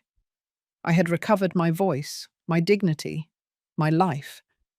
And no one, not even my own son, was ever going to take it away from me again. Patricia arrived the next day on a midday flight. I went to pick her up at the airport. When I saw her walk out of the arrivals area with her small suitcase, I realized how much I had missed her. We hugged for a long time. She smelled of the same floral perfume she had worn since we were girls. Her hug was strong, protective, like an older sister, even though I was 2 years older than her. I'm here, she whispered in my ear, and with just those 2 words, I felt less alone. On the way back home, Patricia didn't ask much. She just put her hand on mine while I drove and let me be. When we arrived, I showed her the house. She hadn't been here in years, not since Robert's funeral, to be exact. It looks the same, she said, looking at the living room. I can still see Robert sitting on that armchair reading the newspaper. Me too. And I can see Ethan as a child running up those stairs. Her voice broke a little when she said his name. I'm so sorry, Clara. I'm sorry you had to go through this. Me too. I prepared the guest room for her. That night, we ate dinner together in the kitchen. I prepared barbecued ribs, Patricia's favorite dish since we were kids. While we ate, she told me about her life, about her husband, about her 3 grown children, about her job as a primary school teacher, about how quiet Dallas was compared to New York City. She didn't mention Ethan. She didn't mention the complaint. She just talked about normal, everyday, comforting things. And I needed that. I needed to remember that life went on, that there was more than just the pain. On the 3rd day, Patricia was with me. A summons arrived from the district attorney's office. An officer handed it to me. The envelope was white, official, with seals and signatures. I opened it with trembling hands. Summons. Subject: Investigation File. 2.574, 2024. Mrs. Clara Miller is summoned to appear on Friday, October 18th at 10 o'clock in the morning to ratify her complaint and provide an additional statement. Patricia read the document over my shoulder. Do you want me to go with you? Can you? That's what I came for. Friday came sooner than I expected. Patricia and I dressed formally. Me in my navy blue suit, her in a grey dress and a black blazer. We looked like lawyers, or maybe we looked like 2 women trying to appear stronger than they felt. We arrived at the office at 9:30 in the morning. They called us in exactly at 10 o'clock. The assistant district attorney was a man in his 40s, with glasses and a tie. He looked tired but professional. Mrs. Miller, good morning. I'm Agent Smith. I'll be handling your case. Good morning. This is my sister, Patricia, I said, pointing to her. Can she stay with me? Of course. We sat down in front of his desk. All right, ma'am. I've reviewed your complaint and the documents you provided. I have to tell you that you have a solid case. The forged signatures are evident. The banks have already confirmed that you did not request those loans, and the attempted property transfer without your consent is documented. What happens next? We're going to summon your son to give a statement. If he accepts the charges, there may be a plea agreement. If not, the case goes to trial. Does a plea agreement mean he won't go to prison? It depends. In cases of fraud between family members, especially when the accused is the victim's son, judges tend to be more lenient, but he would have to pay back all the money, pay a fine, and possibly complete community service or serve probation. And if it goes to trial? If his guilt is proven, and with the evidence we have, it's almost certain, he could face 3 to 9 years if in effective prison time. The words hung in the air like knives. How long do I have to decide if I want to keep going? I asked. The agent looked at me, surprised. Ma'am, you've already filed the complaint. The process has begun. The only way to stop it is by withdrawing the complaint, and you can only do that before your son is formally indicted. Once we summon him and he gives a statement, the process continues, even if you want to withdraw. I felt the air leave my lungs. When will he be summoned? This week. Probably in the next 3 days. 3 days. I only had 3 days to decide if I really wanted my son to face the consequences of what he had done. We left the office in silence. Patricia drove us back because I couldn't. My hands were shaking too much. When we got home, I collapsed onto the sofa. I can't do this to him, I said, my voice broken. I can't send him to jail. Patricia sat down next to me. Clara, look at me. I looked up. What did Ethan do when he stole from you? Did he think about you? Did he worry about what would happen to you? No. And when he planned to sell your house and leave you with nothing, did he think about where you were going to live? No. And when he called you useless in front of 80 people, did he care how you felt?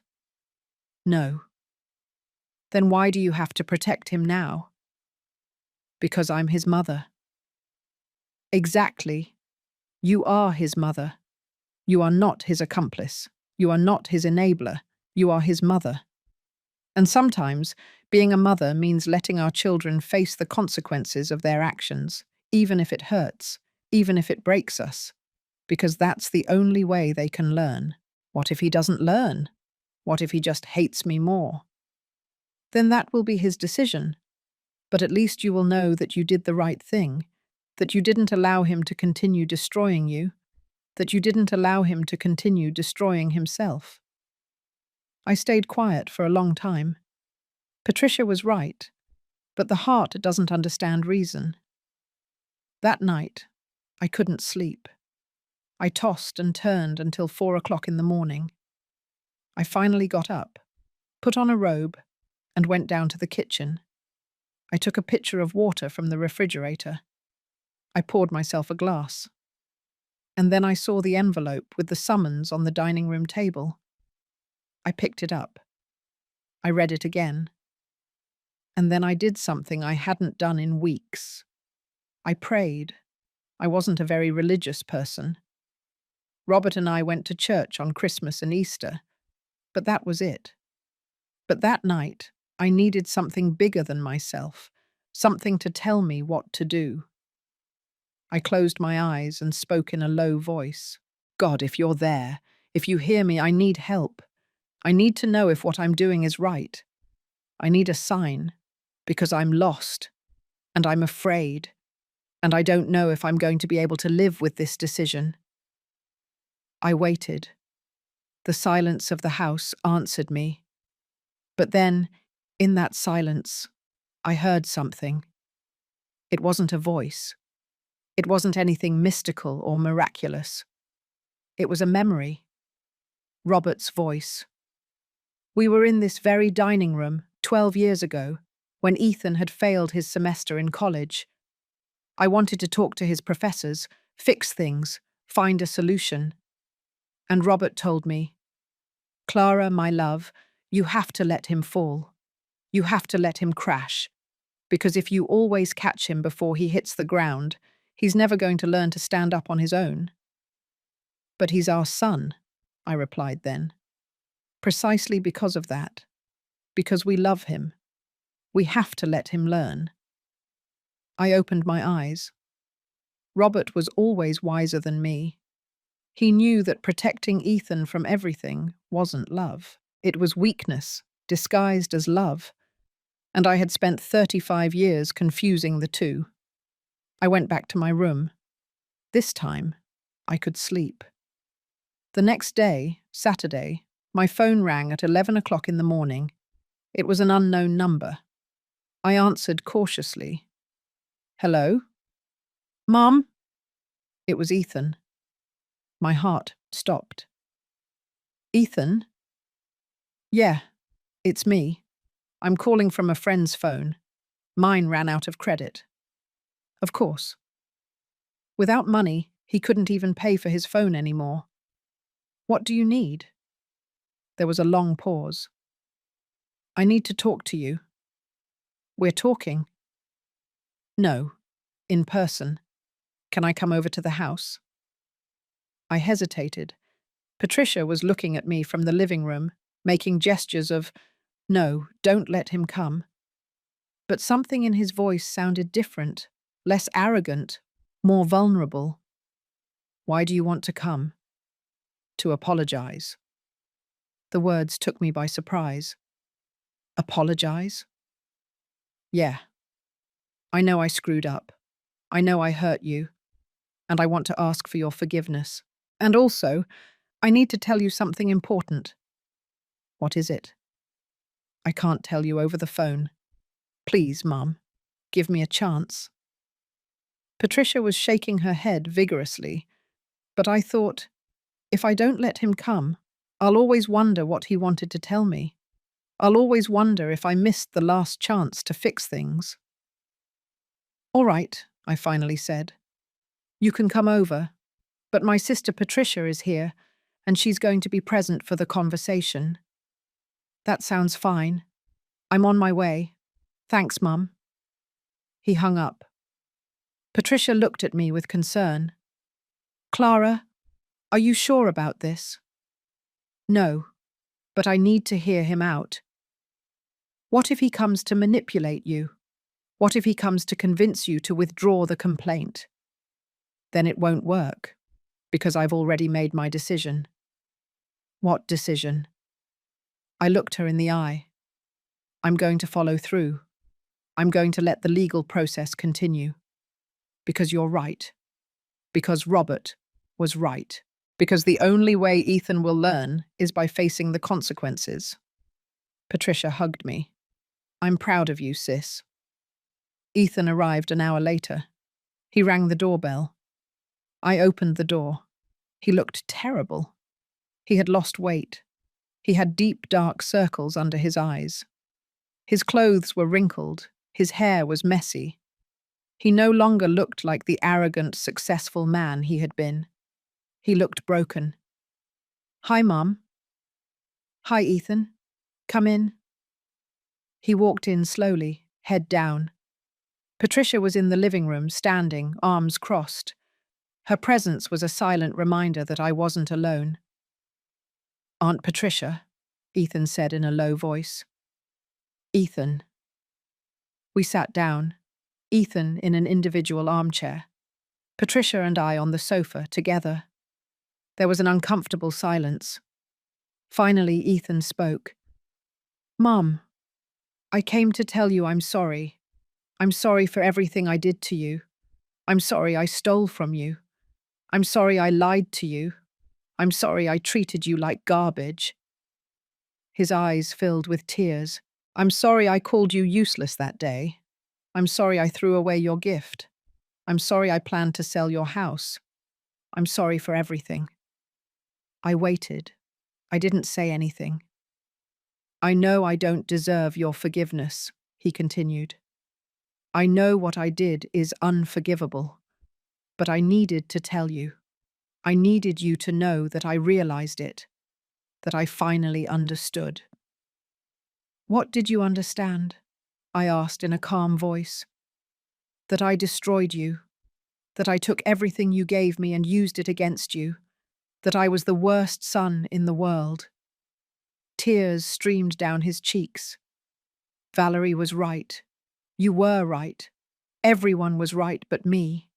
I was blinded, blinded by ambition, by appearances, by wanting to be someone I'm not. And now? Now I have nothing. I lost my job. I lost Valerie. I lost my apartment because I couldn't pay the rent. I lost everything. And I realized that the only thing that really had value was what was always there. You."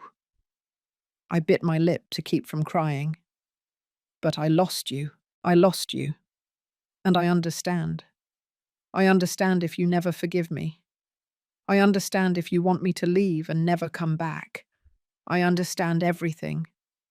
He wiped his tears with the back of his hand. "I just wanted to tell you I'm sorry, and that I love you. I always loved you, even if I didn't show it, even if I made you feel the opposite. I love you, Mum." The silence that followed was thick, heavy. I wanted to run to him. I wanted to hug him. I wanted to tell him that everything was fine, that I forgave him, that we could start over. But then I remembered Robert's words, "You have to let him fall," and Patricia's words, "You have to let him face the consequences." I took a deep breath. "Ethan," I finally said, "I love you too. I will always love you, because you are my son. That will never change." I saw hope in his eyes. "But," I continued, "love doesn't mean allowing you to destroy me. Love doesn't mean being an accomplice to your mistakes. Love doesn't mean sacrificing myself so you can be comfortable." The hope in his eyes began to fade. "I filed a complaint against you," I said firmly, "for fraud, forgery of documents, and attempted dispossession. The district attorney's office will summon you in the next few days. You have to face the consequences of what you did." But I'm asking for your forgiveness. I'm telling you I was wrong." "I know and I believe you. But forgiveness doesn't erase actions. It doesn't erase the fraud. It doesn't erase the loans you took out in my name. It doesn't erase the damage you caused." "Mum, please. If you reported me, I could go to jail." "I know." "And you don't care?" "Yes, I care. It breaks my heart. But I care more about teaching you that actions have consequences, that you can't destroy people and get away with it just because you're my son." Ethan got up from the armchair. He walked toward me. He knelt down in front of me. "Mum, please, I beg you, withdraw the complaint. I'll pay you back everything. I swear. I'll get a job. I'll change. But please, don't let them put me in jail." He put his head in my lap, like when he was a child, and my heart broke into 1,000 pieces, because I wanted to protect him. I wanted to save him. I wanted to say yes, that I would withdraw everything, that I would give him another chance. But then I felt Patricia's hand on my shoulder, and I remembered why I was doing this. Not for revenge, not for hate, for love. Because loving him meant letting him learn. Loving him meant not being his eternal safety net. Loving him meant allowing him to crash so he could learn to stand up. I put my hand on his head. I stroked his hair, like when he was little. "Ethan," I said in a soft but firm voice, "I'm not going to withdraw the complaint." He lifted his head. His eyes were red, desperate. "But I will be there when you get out," I continued. "I will visit you if you go to jail. I will write you letters. I will pray for you. And when you serve your sentence, if you have truly changed, if you have learned, I will help you rebuild your life." "Why?" he asked. his voice breaking. Because I am your mother, and mothers don't abandon their children, but they also will not allow them to destroy them. Ethan stood up slowly. We looked at each other for a long moment, and in that moment, something changed between us. He was no longer the abusive son, and I was no longer the submissive mother. We were two broken people trying to find a way to heal. I understand, he finally said. You really do? Yes. I think it's what I need. I think if I get out of this, I'll never learn. I'll never change. I nodded. I love you, Mum. I love you too, son. He walked toward the door. Before leaving, he turned around. Thank you. For what? For not giving up on me. For loving me enough to let me fall. And he left. When the door closed, I collapsed onto the sofa. Patricia hugged me while I cried. I cried for my son. I cried for me. I cried for everything we had lost and everything we might someday recover. But I also felt something else. Peace. A deep, real, deserved peace. Because I had finally done the right thing, the difficult thing, the painful thing, but the right thing. And even though the road ahead was going to be hard, even though the next few months were going to be an emotional hell, I knew I had made the right decision. Not just for me, also for him. Because sometimes the greatest love a mother can give is to say, no, this is not okay, and I'm going to let you learn even if it breaks me. 3 months after that last conversation with Ethan, I received a call from Agent Smith. It was a Tuesday afternoon. I was in the garden pruning the hydrangeas when my phone rang. Mrs. Miller, I'm calling to inform you that your son has accepted a plea agreement. My heart skipped a beat. What does that mean? It means he has admitted the charges and accepted the conditions the judge imposed. He will not go to prison, but he will have to fulfill certain obligations. I breathed a sigh of relief and terror at the same time. What obligations? First, he has to pay you back all the money he fraudulently obtained. That's $800,000. The judge gave him a period of 2 years to pay, in monthly installments of $33,000. I did the mental math. That was almost Ethan's entire salary from a normal job. Second, the agent continued, he has to perform 500 hours of community service at a senior living facility. The judge deemed it appropriate for him to learn to value older people. I couldn't help but smile bitterly. There was poetic justice in that.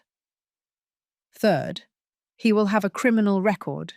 He cannot leave the country without judicial authorization, and if he commits a similar crime again in the next 5 years, a sentence of 6 years in prison is automatically activated. I understand. Do you agree with this outcome, Mom? I thought about it for a few seconds. Did I agree? Was it enough? No, it wasn't enough to repair all the damage, but it was fair. Yes, I finally said. I agree. Perfect. We will send you the official documents by mail, and your son has to start paying you next month. I hung up the phone and sat on the garden bench for a long time. Ethan would not go to jail, but he hadn't gotten away with it either. He would have to pay. He would have to work. He would have to face the consequences of his actions for the next few years. And that was what I had wanted all along. Not to destroy him, but to teach him. Patricia had returned to Dallas 2 weeks after Ethan's visit, but we talked on the phone every other day. When I told her about the agreement, she sighed with relief. Thank God he's not going to jail, but I'm glad he has to pay. Me too. How do you feel? Strange, relieved, sad, all at the same time. That's normal. You've been through a lot. Yes. Have you heard anything from him? Where is he living? No, I haven't heard from him since that day. And would you like to know? The question took me by surprise. Did I want to know about Ethan? Yes and no. A part of me wanted to make sure he was okay, that he had a place to sleep, that he was eating, but another part of me knew that I needed space, that he needed space, that we both needed time to heal. I think it's better this way, I finally said.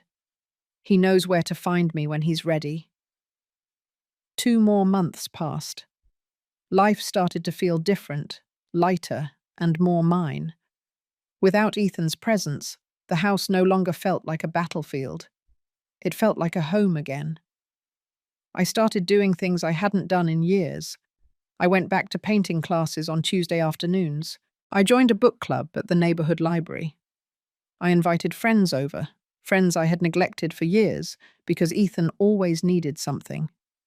One afternoon, while having coffee with Gloria, a friend from college, she said something to me that struck me. Clara, you look different. Different how? I don't know. More alive, as if you've woken up after a long time asleep. I smiled. I think I did wake up. What happened? Did you meet someone? I laughed. No, quite the opposite. I found myself. Gloria seemed to understand perfectly. Sometimes we lose so much of ourselves taking care of others that we forget who we were. I'm glad you found yourself again. That night, in the solitude of my house, I thought about her words. I had spent 35 years being Ethan's mum. My entire identity was tied to him, to his well-being, to his needs, to his dreams. But what about me? What about Clara? For the first time in decades, I could ask that question without feeling guilty. One Saturday morning, 2 weeks later, I was in the kitchen making banana bread when the doorbell rang. I opened the door without thinking. It was Ethan, but not the Ethan I had seen 5 months ago. This Ethan was different. He had lost more weight, but he looked healthy. He was wearing simple jeans and a cotton shirt. Not designer clothes, not expensive watches, just normal clothes. His hair was shorter, combed back, and in his eyes, there was something I hadn't seen in years: humility. Hi, Mum. Ethan, I didn't know you were coming. I'm sorry. I should have called, but I wasn't sure if you would answer. He was right. Come in, I said, stepping aside. He walked in slowly, looking around the house as if it were the first time, as if he were seeing memories in every corner. Smells good, he said. Is that banana bread? Yes, like the one you used to make when I was a kid. The same one. We sat down in the living room. There was an uncomfortable distance between us, like two strangers trying to remember how to talk to each other. I came to bring you this, he said, taking an envelope out of his backpack. It's the first payment. I took it. Inside were $33,000 in cash. You didn't have to bring it in person. You could have deposited it. I know, but I wanted to see you. I wanted to tell you how I'm doing. I nodded. I got a job, he said, with something that sounded like pride. At a hardware store. It's nothing glamorous. I help customers, arrange boxes, make deliveries, but it's honest and it pays enough to live. I'm glad. I'm living in a rented room in Brooklyn. It's small. I share a bathroom with 3 other tenants, but it's mine. I pay for it with my own money. Good. And I already started the community service. I go to the St. Joseph Senior Living Facility 3 times a week. At first, I hated the idea, but his voice broke a little. But I realized something. Those old people at the facility. Many of them are there because their children abandoned them, because their families decided they were a burden. And I almost did the same thing to you, Mum. Tears began to stream down his cheeks. There's a lady named Mrs. Rodriguez. She's 82 years old. She never gets visitors. Her 3 children live in the city, but they don't go to see her. And she sits by the window every day, waiting for them to arrive. He wiped his tears with the back of his hand. When I see her, I think of you. I think about how I treated you. I think about how I could have done the same thing to you. Leave you alone, forgotten, waiting. Ethan. No, let me finish. I need to tell you this. I was a monster, Mum. A selfish monster, cruel, capable of destroying the person who loved me most in the world. And I have no excuse. I can't blame anyone else. It was my decision, my actions, my responsibility. He took a deep breath. But I want you to know that I am changing. For real. Not because of the agreement, for me. Because I looked at myself in the mirror and didn't like what I saw. And I decided to be different. There was a long silence. I know you don't expect me to believe you, he continued. I know words mean nothing after everything I did, but I'm going to prove it to you, month after month, year after year, until someday, maybe, you can truly forgive me. I looked him in the eyes, and I saw something I hadn't seen in years, sincerity. Ethan, I finally said, I believe you, and I forgive you. His eyes widened in surprise. You really do? Yes, I had already forgiven you months ago, but forgiveness doesn't mean forgetting. It doesn't mean everything goes back to how it was before. It means I choose to let go of the resentment, that I choose not to carry your guilt, that I choose to move on with my life. I understand. And I'm glad you're changing. I'm glad you're working. I'm glad you're learning. But you're doing it for you, not for me, because I'm already fine. I said it firmly. And it was true. I was fine. For the first time in years, I was truly fine. I know, Ethan said. And I'm glad. You look different, stronger, happier. I am. He stood up from the sofa. Well, I don't want to take up any more of your time. I just wanted to bring you the payment and see you. Thanks for coming. He walked toward the door. Before leaving, he turned around. Mum? Yes. Do you think someday we could, I don't know, have coffee together, talk, be family again? I thought about it for a few seconds. Maybe, someday, when we are both ready. That sounds fair. Ethan. Yes. I'm proud of you. For working. For paying. For trying to change. Something on his face lit up. Thanks, Mum. That means everything to me. And he left. I stood at the door, watching him walk down the street until he disappeared around the corner. He no longer had a car. He was walking to take the subway. And I realized something. That was good. Walking instead of driving my car. Working at a hardware store instead of pretending to be an entrepreneur. Living in a rented room instead of living for free in my house. All of that was good. Because it was real. It was humble. It was honest. And maybe, just maybe, that humility would save him. The months kept passing. Ethan kept up with his payments. They arrived on the first day of every month, without fail. Sometimes he brought them in person.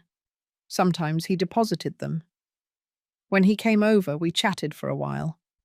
He told me about his job, about the people at the senior living facility, about the small achievements of his day-to-day life. He was no longer the arrogant son who boasted about cars and trips. He was a hard-working man trying to rebuild his life from scratch. And I supported him. but from a distance, with clear boundaries, with love, but also with dignity. One day, 6 months after his first visit, he called me on the phone. "Mom, can I come see you? I have something to tell you." "Of course. When? This afternoon?" "That works." He arrived at 4 o'clock. He was carrying a small box in his hands. "What is that?" I asked. "Open it." I opened it out of curiosity. Inside was the watch. The Longines I had given him for his birthday. The one he had thrown away like garbage. "I got it back," he said softly. "I asked one of my friends to look for it. It was at a pawn shop. I had to pay 3 times its value to get it back. But I did it." I took the watch out of the box. It was impeccable. They had cleaned it, polished it. It looked brand new. "And I want you to know," Ethan continued, "that I'm going to wear it every day. Not because it's expensive, not because it's a brand name, but because you gave it to me with love. And for a long time, I didn't know how to value that.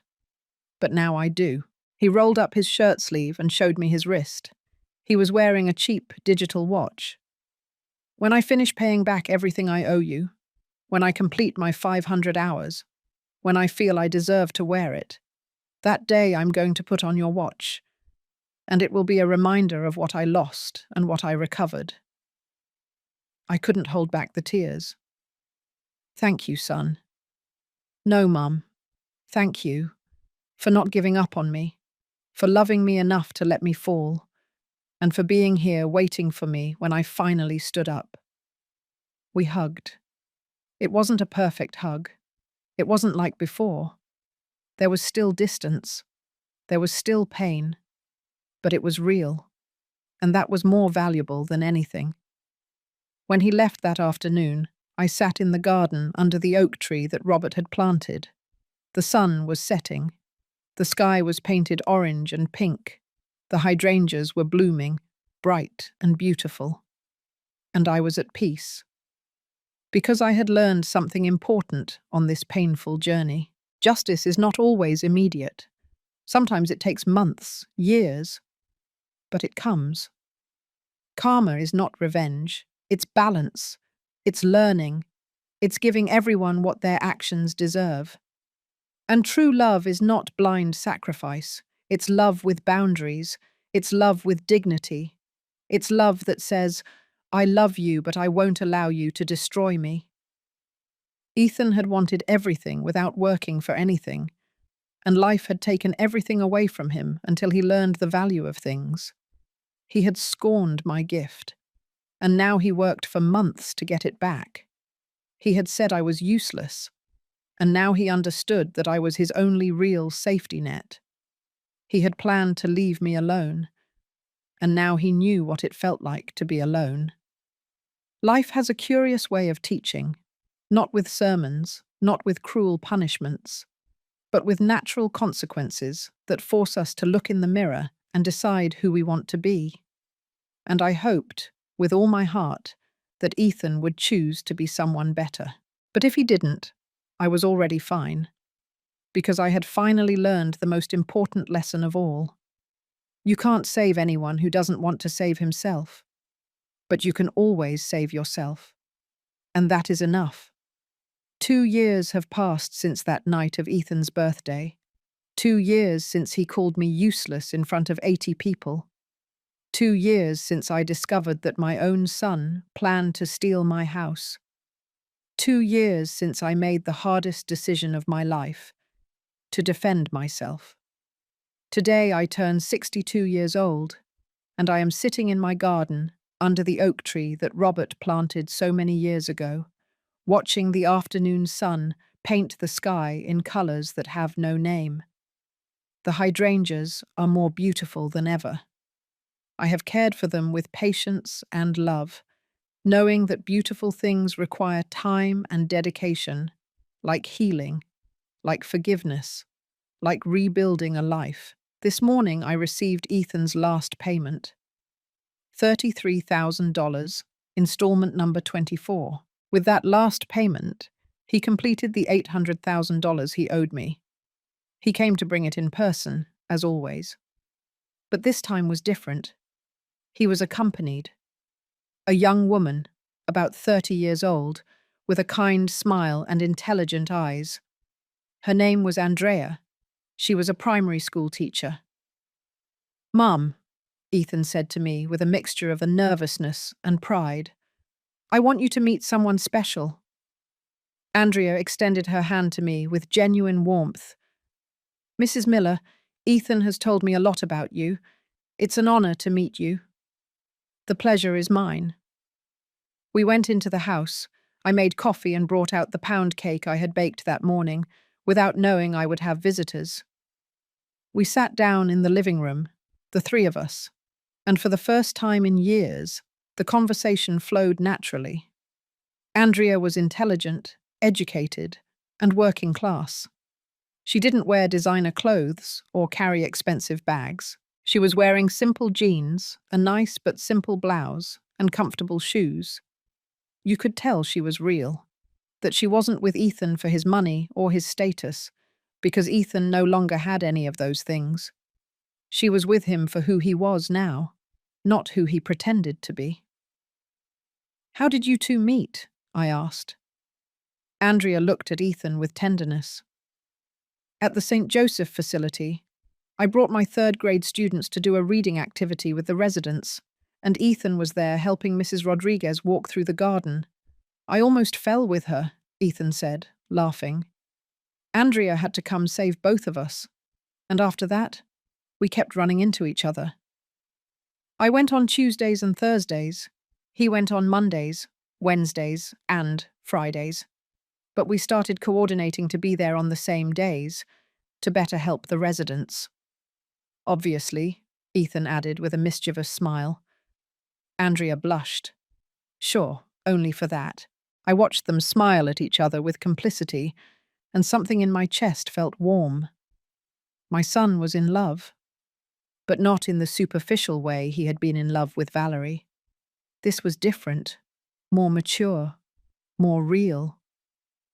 "Mum," Ethan said after a while, "I finished my community service last week. 500 full hours." "Really? Congratulations."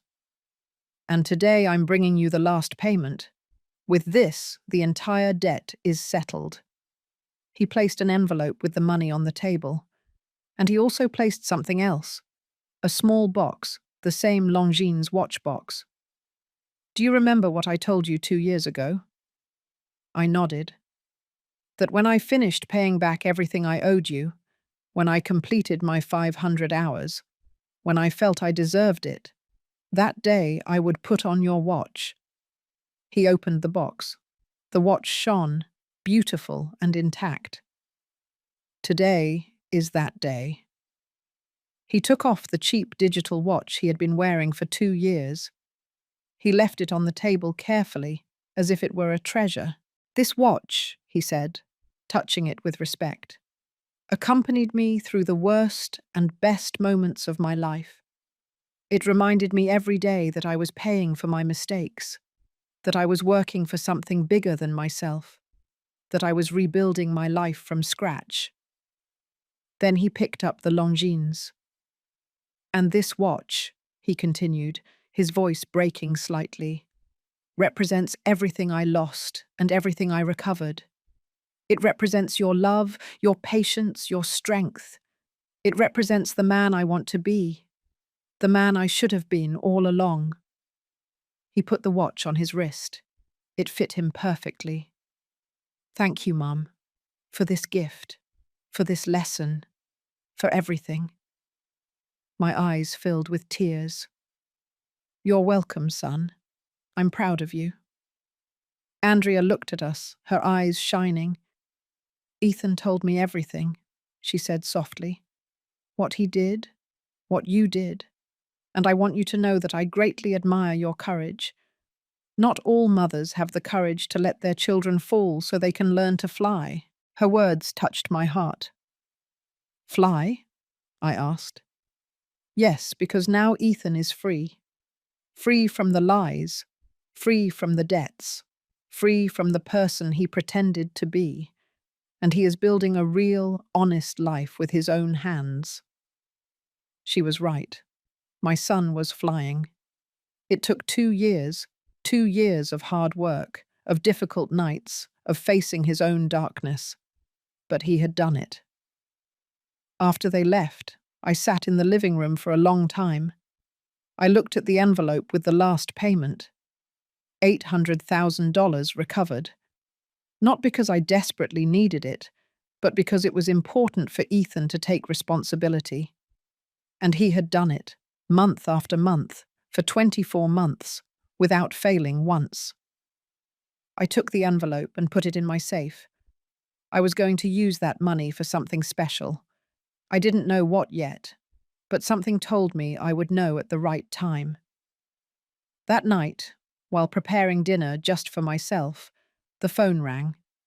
It was Patricia. "Sis, how are you? What did you do for your birthday?" "I got the best gift." "Which one?" "Ethan came, brought his girlfriend, and gave me the last payment. He has finished paying everything off." I heard a shout of joy on the other end of the line. "Thank God. And how does he look? How is he?" "Different. Completely different. He looks happy, humble, real." "I'm so glad to hear that. And you? How are you?" "Good. Better than good. At peace." "You deserve it, Clara. You deserve all the peace in the world." After hanging up, I went out to the garden with a cup of tea. The night was cool, starry, and perfect. I sat on my favorite bench and looked up at the sky. "Robert," I said softly, as I had done so many times in these 2 years, "you were right. I had to let him fall. It hurt, God. How it hurt. But it worked." The wind blew gently, moving the leaves of the oak tree, and I felt Robert answering me, not with words, but just with peace. The following months were quiet. Ethan came to visit me once a month, always with Andrea. Sometimes they invited me out to eat. Other times they came over and we cooked together. One Sunday in August, Ethan came with news. "Mum, I got promoted at the hardware store. Now I'm the supervisor of the construction department. It comes with a raise." "That's wonderful, son." "And Andrea and I are saving up. We want to rent an apartment together. Something small, but ours." "That sounds perfect." He was quiet for a moment, as if gathering the courage to say something. "What's wrong?" I asked.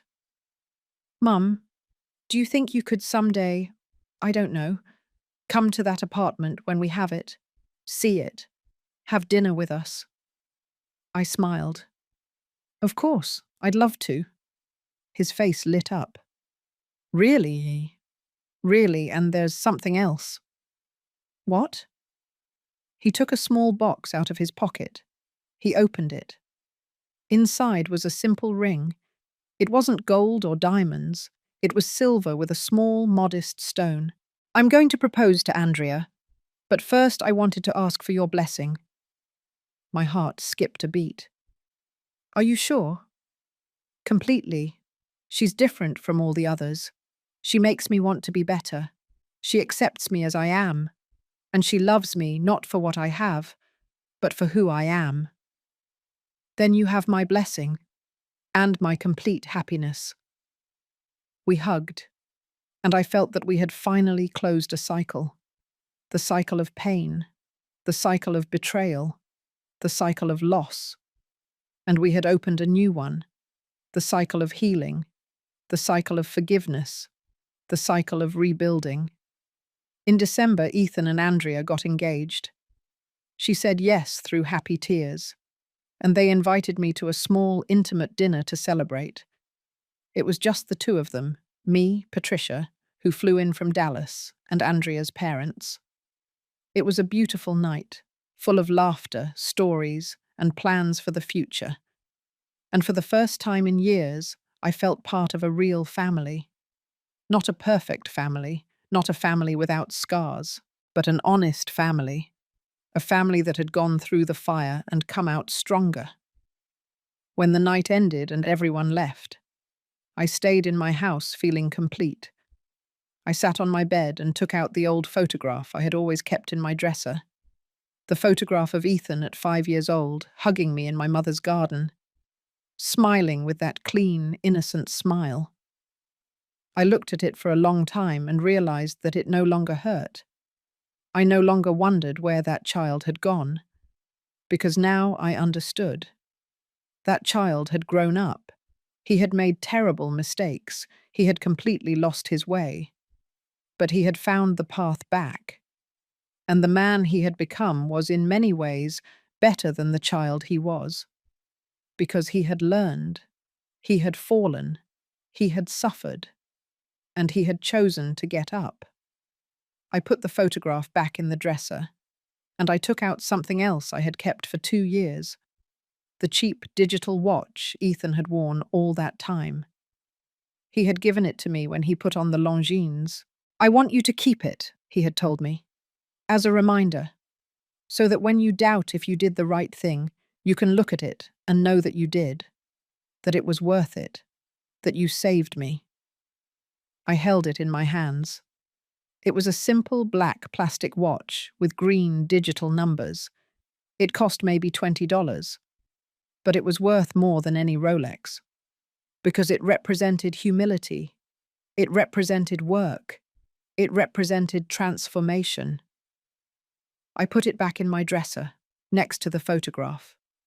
2 symbols, 2 stages, the before and the after, the fall and the flight. That night, I slept deeply, and I dreamed of Robert. We were in the garden, under the oak tree. He was hugging me and saying, "You did well, my love. You took care of our son in the only way that truly mattered. You didn't protect him from the consequences. You prepared him to face them. That is true love." I woke up with tears in my eyes, but with a smile on my face, because I finally understood. Love is not giving everything without limits. Love is not sacrificing yourself until you disappear. Love is not allowing yourself to be destroyed. No. True love is having the courage to say no. True love is setting boundaries. True love is letting the one you love fall so they can learn to fly. And sometimes the greatest love you can give is loving yourself first. Because only when you love yourself, when you respect yourself, when you defend your own dignity, only then can you love others in a healthy way. Only then can you give without losing yourself. Only then can you be a mother without ceasing to be a woman. Today, as I write these lines in my diary, while the afternoon sun bathes my garden in golden light, I feel at peace. Not because everything is perfect, not because everything is resolved, but because I learned. I learned that I can be strong without being cold. I learned that I can forgive without forgetting. I learned that I can love without being a victim. And I learned the most important lesson of all. I am 62 years old, and my life is not over. In fact, in many ways, it's just beginning. Because now I am free. Free from fear, free from guilt, free from living for others. And that freedom, that peace, that recovered dignity is worth more than any house. It's worth more than any money. It's worth more than anything material in this world. If my story helps even one woman open her eyes, it will have been worth it. If my story helps one mother understand that she can love her children without destroying herself, it will have been worth it. If my story helps one person understand that it's never too late to defend yourself, to set boundaries, to say, "This is not okay," then all the pain will have had meaning. Because sometimes the deepest wounds teach us the most important lessons. And sometimes losing everything is the only way to find yourself. My name is Clara Miller. I am 62 years old, and this is my story. The story of a woman who was betrayed by her own son, who faced the greatest pain a mother can feel, who made the hardest decision of her life, and who came out on the other side stronger, wiser, and more complete. If you are going through something similar, if someone you love is hurting you, if you are in a situation where you don't know whether to be strong or be a good mother, let me tell you something. Being strong is being a good mother. Defending yourself is being a good mother. Setting boundaries is being a good mother, because you cannot love others well if you do not love yourself first. And it is never, ever, ever too late to start. Thank you for listening to me until the end. Thank you for walking with me through this journey of pain and healing. And remember, every day is an opportunity to choose dignity over submission, to choose self-love over sacrifice, to choose truth over comfort. Choose wisely because your life is worth it. Your peace is worth it. You are worth it. Thank you for listening to me until the end. If this story touched your heart, subscribe and turn on notifications to hear more stories of women who transformed their pain into wisdom. Every day, one woman, one life lesson. Share this story with someone you love. Sometimes a story like this can change an entire day. God bless you, and until next time.